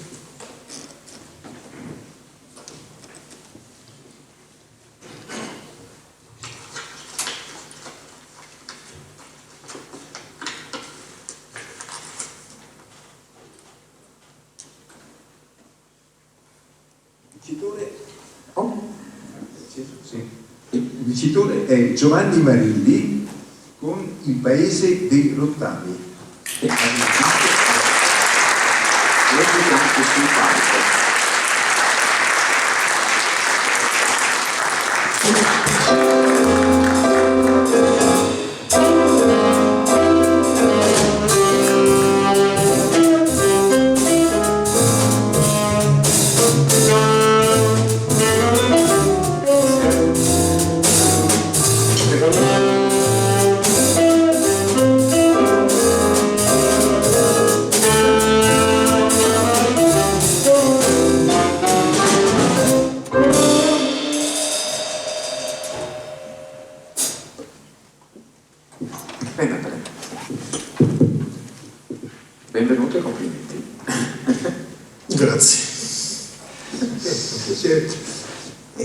Una domanda curiosa, il titolo, i rottami si riferiscono alle persone naturalmente, ma anche alle cose, agli edifici, quel grande edificio industriale che ogni tanto si intravede nel racconto, rientra nei rottami o i rottami sono soltanto umani, come abbiamo visto anche, abbiamo sentito dalle pagine lette poco fa? No, direi che intanto il titolo, diciamo, è un omaggio, o comunque trae il proprio spunto da una citazione in Esergo, che riportate anche in Esergo, da un libro, io credo esemplare per raccontare la letteratura industriale della nostra tradizione, che è Tempi stretti di Ottio Rottieri, che è appunto citato in Esergo. Credo che i rottami siano tutto quello che avanza in termini di presunto scarto, perché è presunto per l'appunto, di un meccanismo di produzione che se improntato a una logica di profitto deve necessariamente fare scarti, e gli scarti possono essere le persone, e questo è citato appunto nell'Esergo, ma può essere tutto quello che è una produzione industriale si lascia su un territorio quando su quel territorio viene depredato tutto quello che si può depredare in termini di ambiente, anche in termini proprio di immaginario, quando alle persone non viene lasciato null'altro se non l'idea del consumo a tutti i costi. Quindi è un concetto, quello di lontano, a cui mi sono riferito, piuttosto ampio, che naturalmente parte dall'aspetto personale, che riguarda le persone che vengono espulse dal mercato del lavoro, ma che poi ha un'eccezione molto più ampia. E qui, tenuto conto anche dei richiami che ci sono nel libro, il pensiero va a Taranto, all'Ilva di Taranto naturalmente, ma vi chiedo, dietro l'esperienza personale, questa, quel che riguarda la industrializzazione, gli eccessi e gli esiti di lontani, gli scarti, è un'esperienza che riguarda Taranto, riguarda l'area milanese, l'area torinese, o è nata da una pura fantasia? Che cosa c'è dietro? No, si dice che l'opera, questo è il mio primo romanzo, l'opera prima di un autore sia sempre l'opera nella quale il tratto autobiografico si manifesti con maggiore forza. Adesso io non ho timore di dirlo, ho 52 anni, la mia vita è divisa, diciamo, in due fasi che sono di uguale durata. La seconda parte della mia vita l'ho trascorsa quasi interamente a Milano e ho provato a raccontare le esperienze di lavoro a cui ho partecipato direttamente nella seconda parte della mia vita in un contesto, come dire, lavorativo molto ben connotato, che è quello che si riconosce nel libro. La prima parte della mia vita invece è quella dove, la parte della vita in cui sono nato e cresciuto, l'ho trascorsa nella città di Taranto, che è quella nella quale appunto sono nato e cresciuto, e a Taranto quando si parla di lavoro si parla inevitabilmente di acciaieria. Si chiamava Italsider quando ero bambino, adesso credo si chiami Acciaierie d'Italia. Credo che per una persona che è nata, vissuta ed è cresciuta a Taranto, parlare di lavoro, di quel tipo di lavoro, il tipo di lavoro operaio, sia inevitabile riferirsi all'Ilva. Dopodiché io non ho voluto connotare l'Ilva nel mio romanzo, perché non volevo essere l'ennesimo tarantino che parla di Ilva. Poi per parlare di acciaieria bisogna avere anche una lingua, una grammatica che io non posseggo. Però era un destino inevitabile. Quando ho deciso di portare il mio protagonista in un luogo dove ci fosse un insediamento industriale, che nel libro fortunatamente non c'è più, a Taranto invece c'è, e come, e allora è stato inevitabile parlare di quello.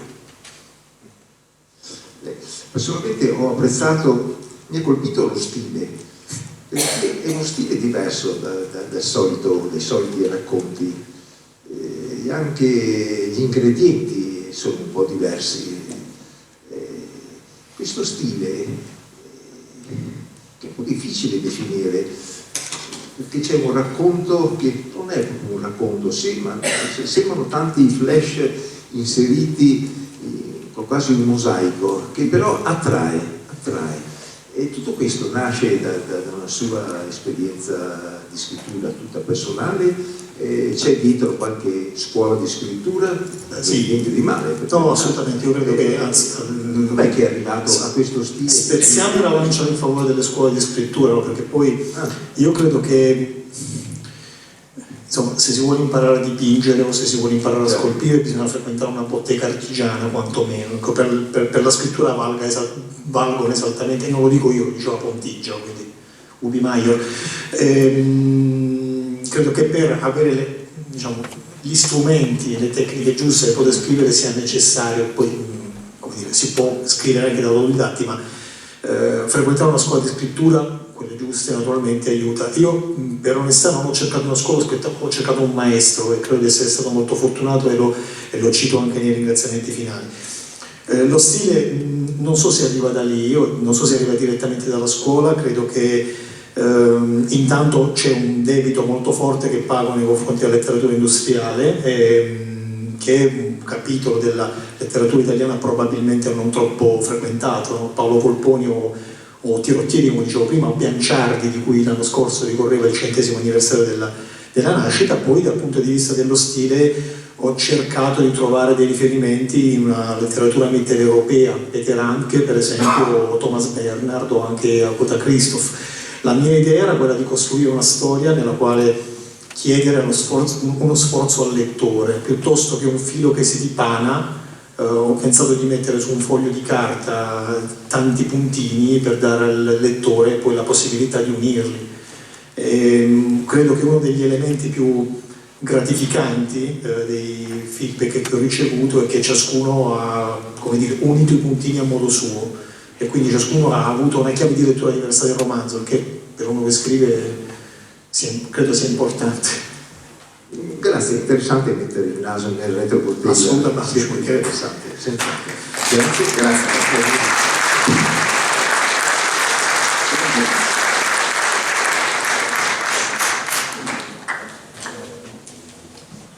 Ecco qui, perfetto, grazie mille per la premiazione del secondo posto della sezione narrativa edita. Chiamo qui con me Michele Benetello. Michele Benetello che l'anno scorso ha vinto la sezione narrativa edita. Io me lo ricordo perché io ero qua e tu tremavi. E tu mi hai raccontato prima dietro le quinte che ci sono i testimoni. Perché stavi andando via? Perché avevo una fame bestiale, non mangiavamo, avevamo bevuto qualcosa, a un certo momento si stava chiudendo il McDonald's e stavamo andando via. Ok.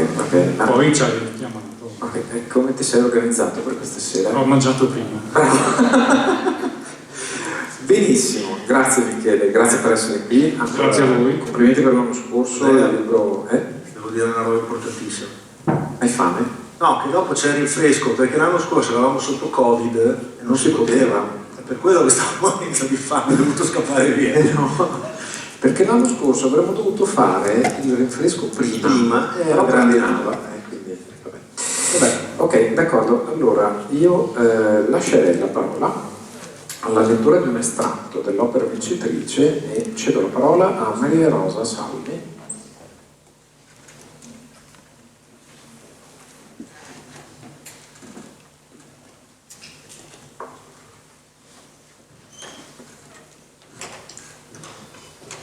Sono nata a Bologna il 2 agosto 1980, il giorno in cui alla stazione morirono 85 persone.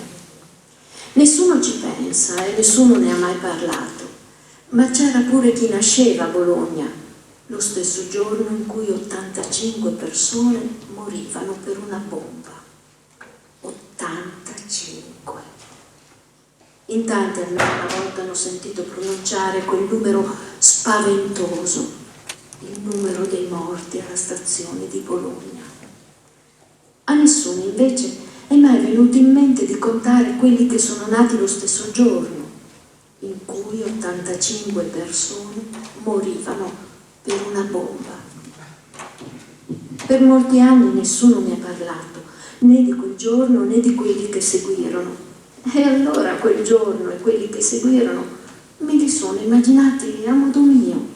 E di tanto in tanto continuo a farlo, specie d'estate, quando la ricorrenza si avvicina e della bomba alla stazione di Bologna si ricomincia a sentir parlare alla TV o alla radio, anche se le parole sono sempre le stesse. Mi immagino mia madre che mi stringe tra le braccia, che forse tenta di toccarmi al seno, ma senza l'emozione che per quasi 9 mesi aveva sognato per quel momento irripetibile. Me la immagino mentre lo fa con lo sguardo perso, a fissare il vuoto o forse l'ingresso della sala parto, dal quale si aspetta da un momento all'altro di vedere entrare mio padre. Forse fra le sue braccia non ci sono nemmeno passata, ma sono già in una culla, di quelle trasparenti che si usano per i neonati, con un tagliando che riporta il nome, il giorno e l'ora della nascita, per distinguere gli uni dagli altri.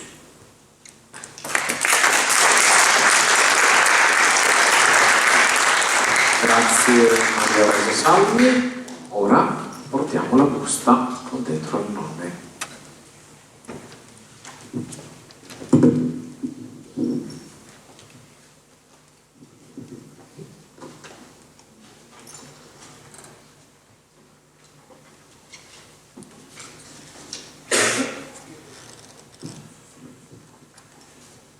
Marco Florio con Quel giorno non avevano fiori di Nulla di editore.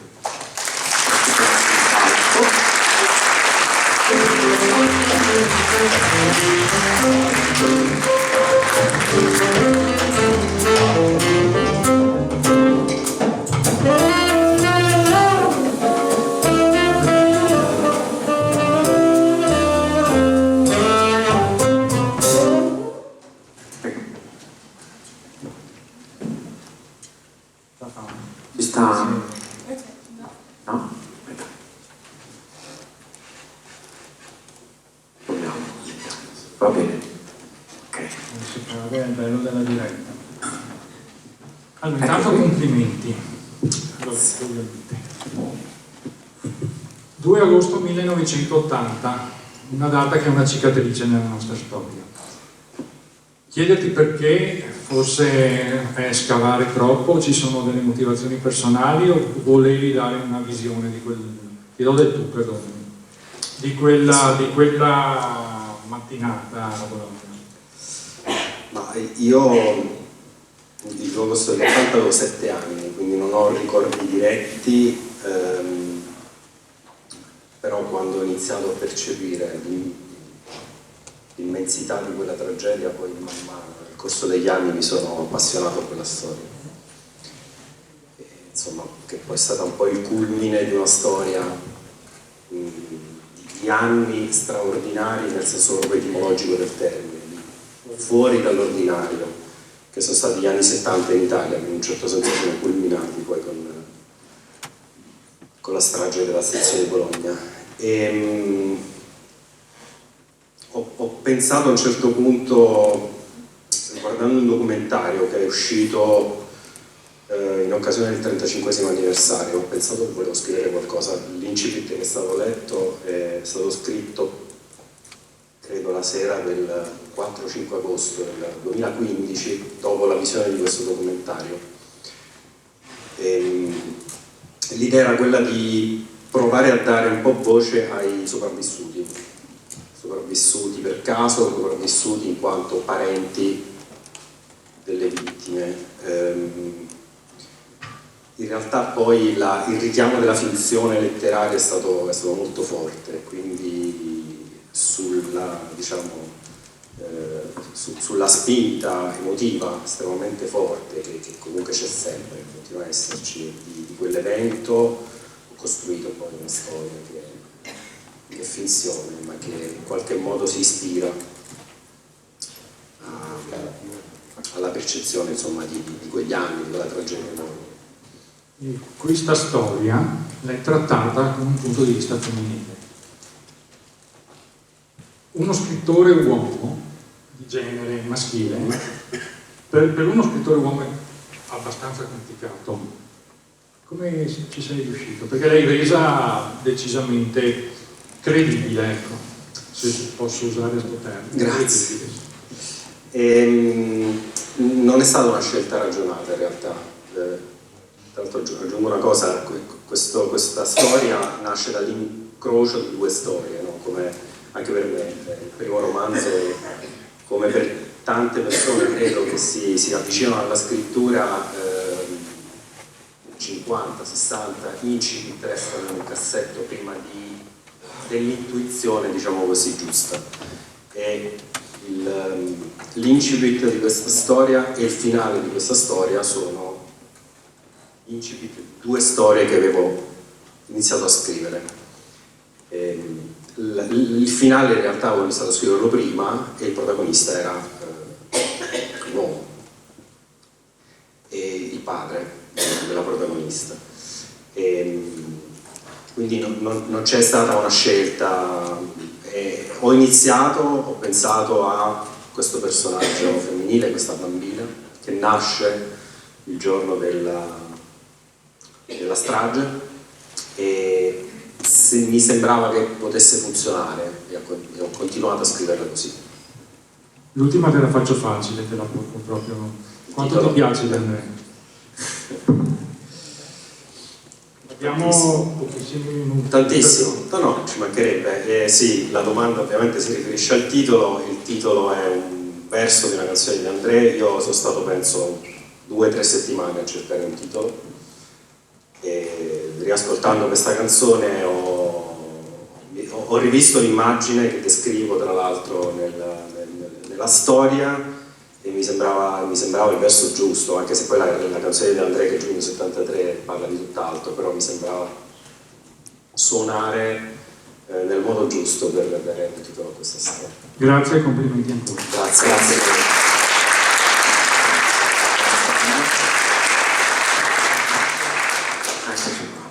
Perfetto. Alessandro, a te la parola.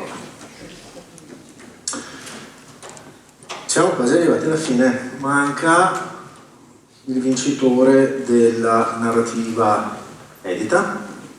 Prima di passare all'ultima tranche, al vincitore assoluto, dobbiamo parlare un attimo delle persone che ci permettono di fare questo premio. Quindi lassù sui palchi abbiamo l'ufficio di Castelfranco Veneto Fideura della Prius Banker, che ho incrociato poco fa mentre controllavo che tutto funzionasse come doveva andare, che mi ha detto che si è divertito molto, siamo molto convinti. Dalla Costa, che giuro che un giorno riuscirò a far tornare sul palco, nonostante mi minacci sistematicamente ogni sabato, ogni volta che facciamo questa organizzazione. Fabio, dove sei? Lo so, sei là. Lo so, l'ho messo io. Allora, no, vabbè, l'anno prossimo però viene.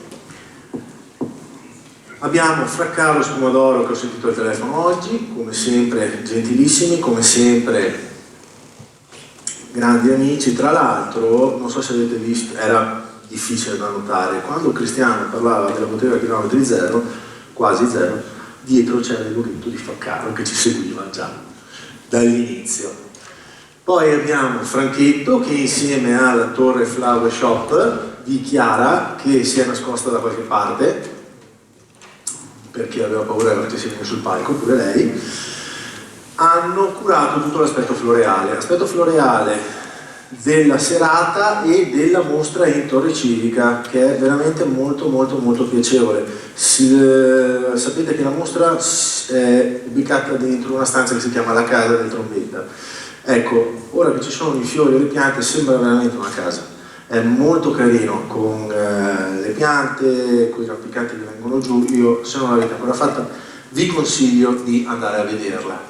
Alexander Black Cab, che purtroppo in questo momento non c'è perché è venuto, ma non so se avete capito che lavoro fa, deve correre avanti e indietro continuamente, gli è arrivata una richiesta di quelle improrogabili, quindi mi ha mandato un messaggio, si è scusato, pazienza.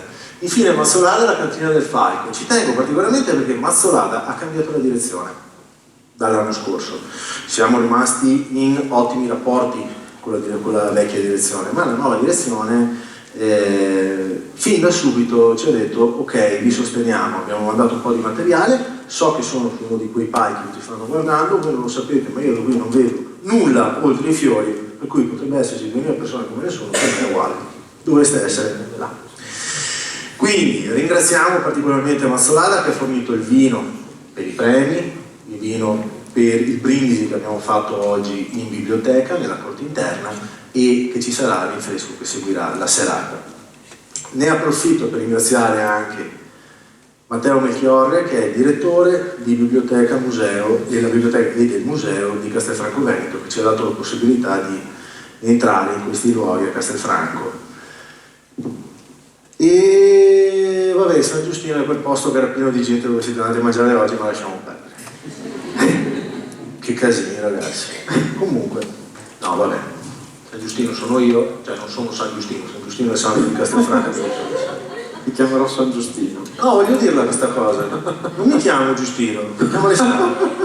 San Giustino è il santo di Castelfranco e vi dico una curiosità, anche se non c'è un signore, ve la dico lo stesso, è uno dei pochi altari, una delle poche chiese in cui non c'è una reliquia del santo, ma tutto il santo. Cioè noi abbiamo San Giustino da Castelfranco che sta sotto l'altare della chiesa di Castelfranco, veniva tirato fuori una volta per la festa di San Giustino. Non c'entra niente con il premio letterario, però è una curiosità, tutto qua. Bene, a questo punto passiamo a proclamare il vincitore. Per questo serve l'assessore Roberta Verbuio, che sale per la seconda volta sul palco.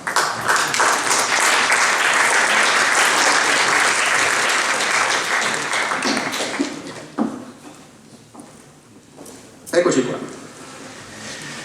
Allora, sei emozionato? Un po', adesso mi tagli i fondi. No, capisci. Allora, chiamiamo Leonardo Zanatta per leggere un estratto del libro vincitore.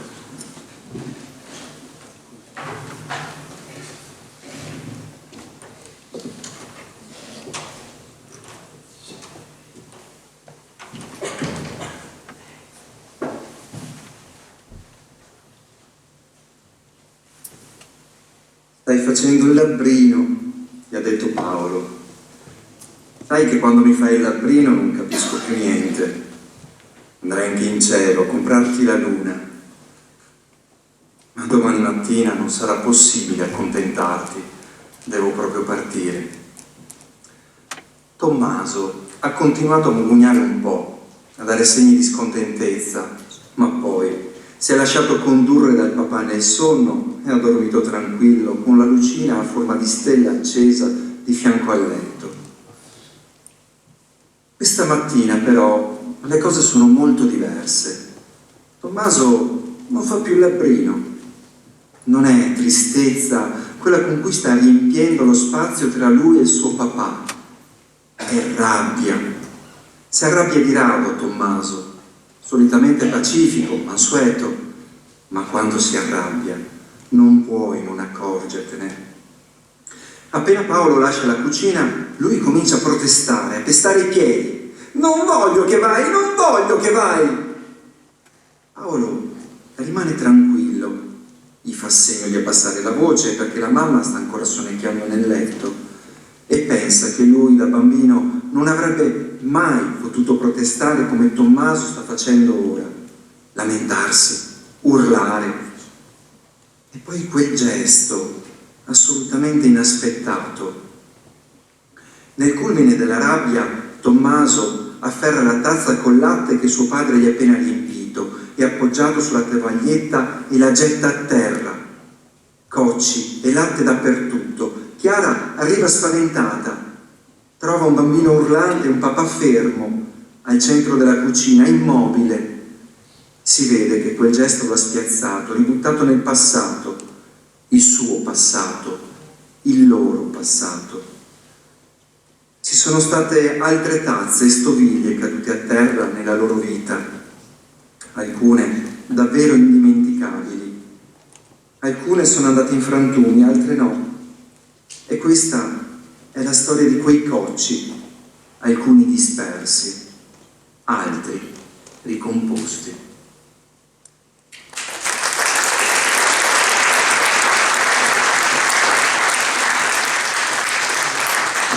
Andiamo ad aprire la busta.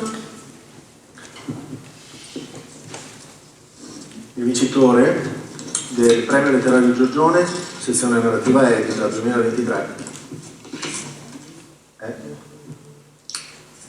Alberto Pellaio con La vita accade.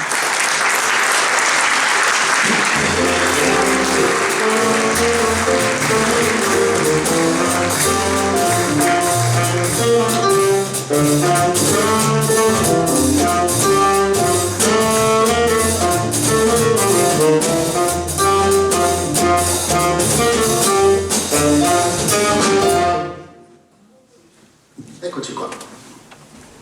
E lascio il microfono e la lascio nelle sapienti mani della nostra assessora. Anzitutto complimenti.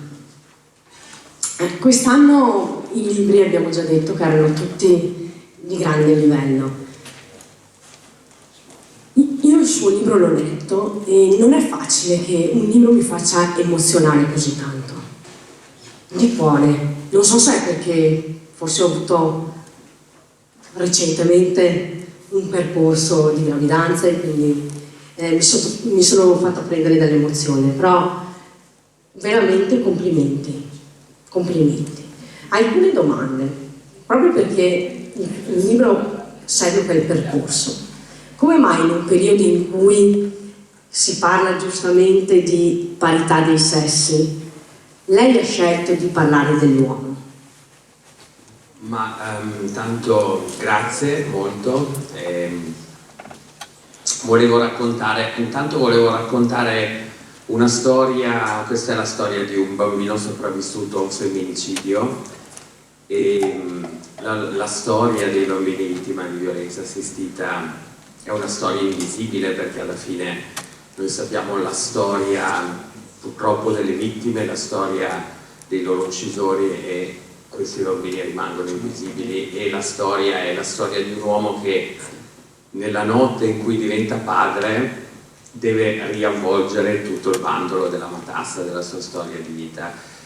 Volevo raccontare la storia della violenza di genere nella prospettiva del maschile e volevo assolutamente scrivere un romanzo che toccasse profondamente poi il lettore dentro alla fatica di vita di tutti i protagonisti maschili. Sono davvero tutti uomini che hanno vite molto maldestre e che devono ritrovare la direzione, e l'idea è anche quella di, attraverso una storia come quella dei personaggi che si muovono in questo romanzo, in realtà far sentire che ciascuno di noi può davvero fare qualcosa per produrre un cambiamento, e noi uomini siamo davvero i protagonisti della prevenzione. Cioè spesso veniamo dentro a queste vicende raccontati solo appunto come distruttori.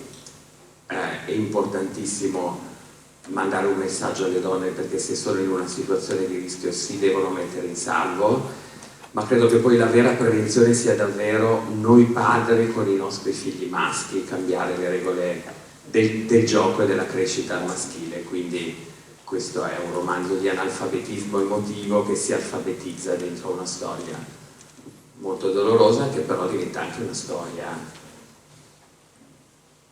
in cui entra molta luce. Certo. Quanto influiscono nella costruzione della persona i traumi subiti da bambini, e quanto i bambini, come dire, a loro volta sono una sorta di speranza di redenzione?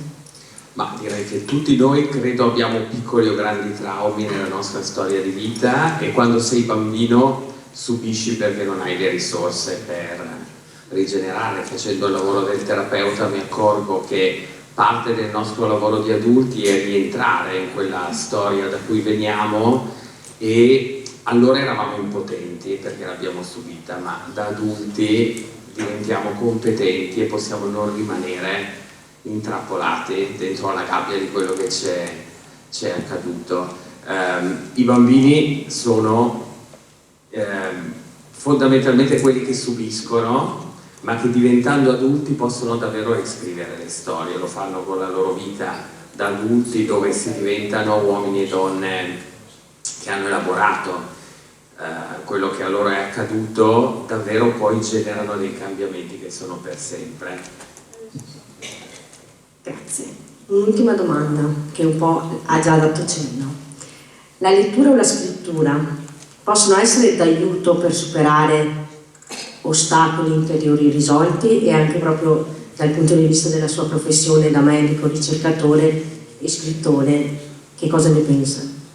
Ma penso anche che quello che ci ha raccontato Fanny con la medicina narrativa, cioè in questo momento penso che la letteratura a livello alto, a livello formale, a livello informale, dentro alle nostre storie di vita sia davvero un'occasione scrivere di se stessi a se stessi, scrivere anche di se stessi agli altri, scrivere non di se stessi per se stessi o per gli altri, sia uno straordinario strumento per far emergere, no? Per buttare il dentro nel fuori, per far entrare chi c'è fuori di noi dentro di noi.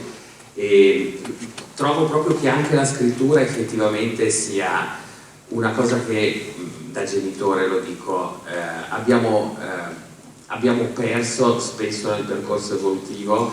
Molti di noi, credo qua, come autori, tenevano dei diari quando erano ragazzi e ragazze. I nostri figli non lo fanno più perché la loro narrazione è tutta social, e quindi scrivono di sé quello che pensano possa interessare agli altri, mentre la scrittura nel diario, no, era molto autobiografica. Scrivo di me per vedere me dentro alle parole che scrivo, e credo che davvero riorientare un po' il tema della scrittura anche autobiografica, autonarrativa dentro alla vita anche dei nostri figli sia poi uno strumento per permettere a loro di rimanere davvero connessi con le loro vite, con se stessi, e forse tutto questo pubblicarci in immagini con pochissime parole, spesso solo didascaliche, svuota tantissimo poi il potere della parola.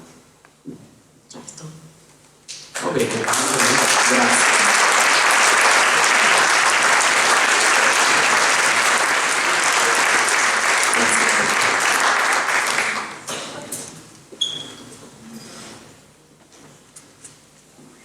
Grazie al dottor Pellai, vincitore della sezione narrativa edita 2023. Grazie mille, piacere. Signori Alberto Pellai, vincitore del premio letterario Giorgione.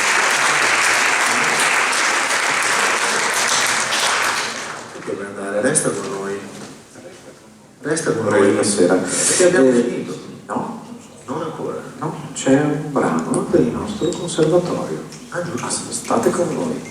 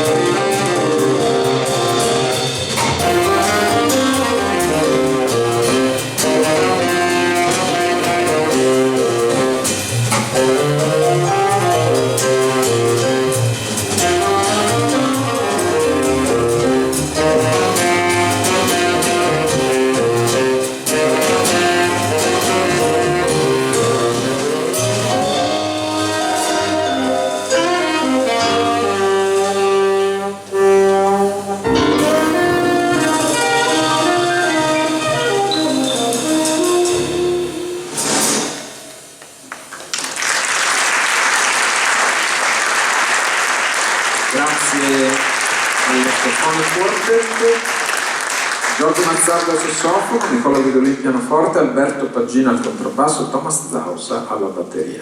Io invito tutti i nostri giurati, lettori, Giuliano dietro, in piedi, venite qui.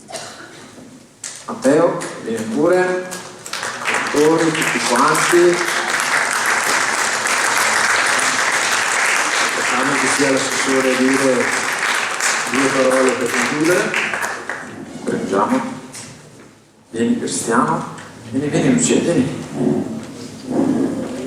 Dovremmo essere sì.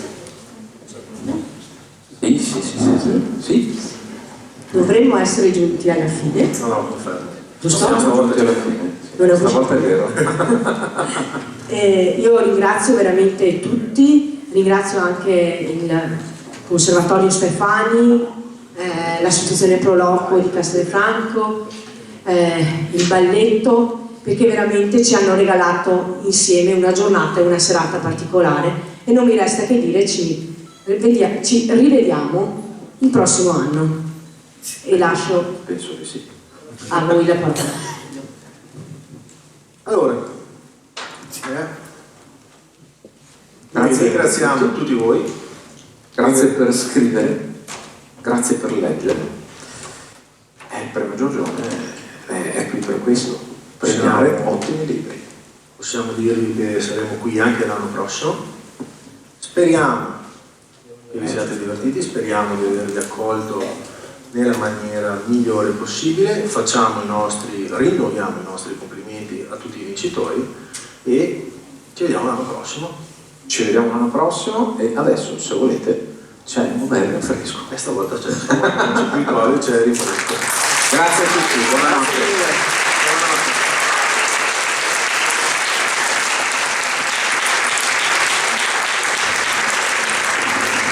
Sipario.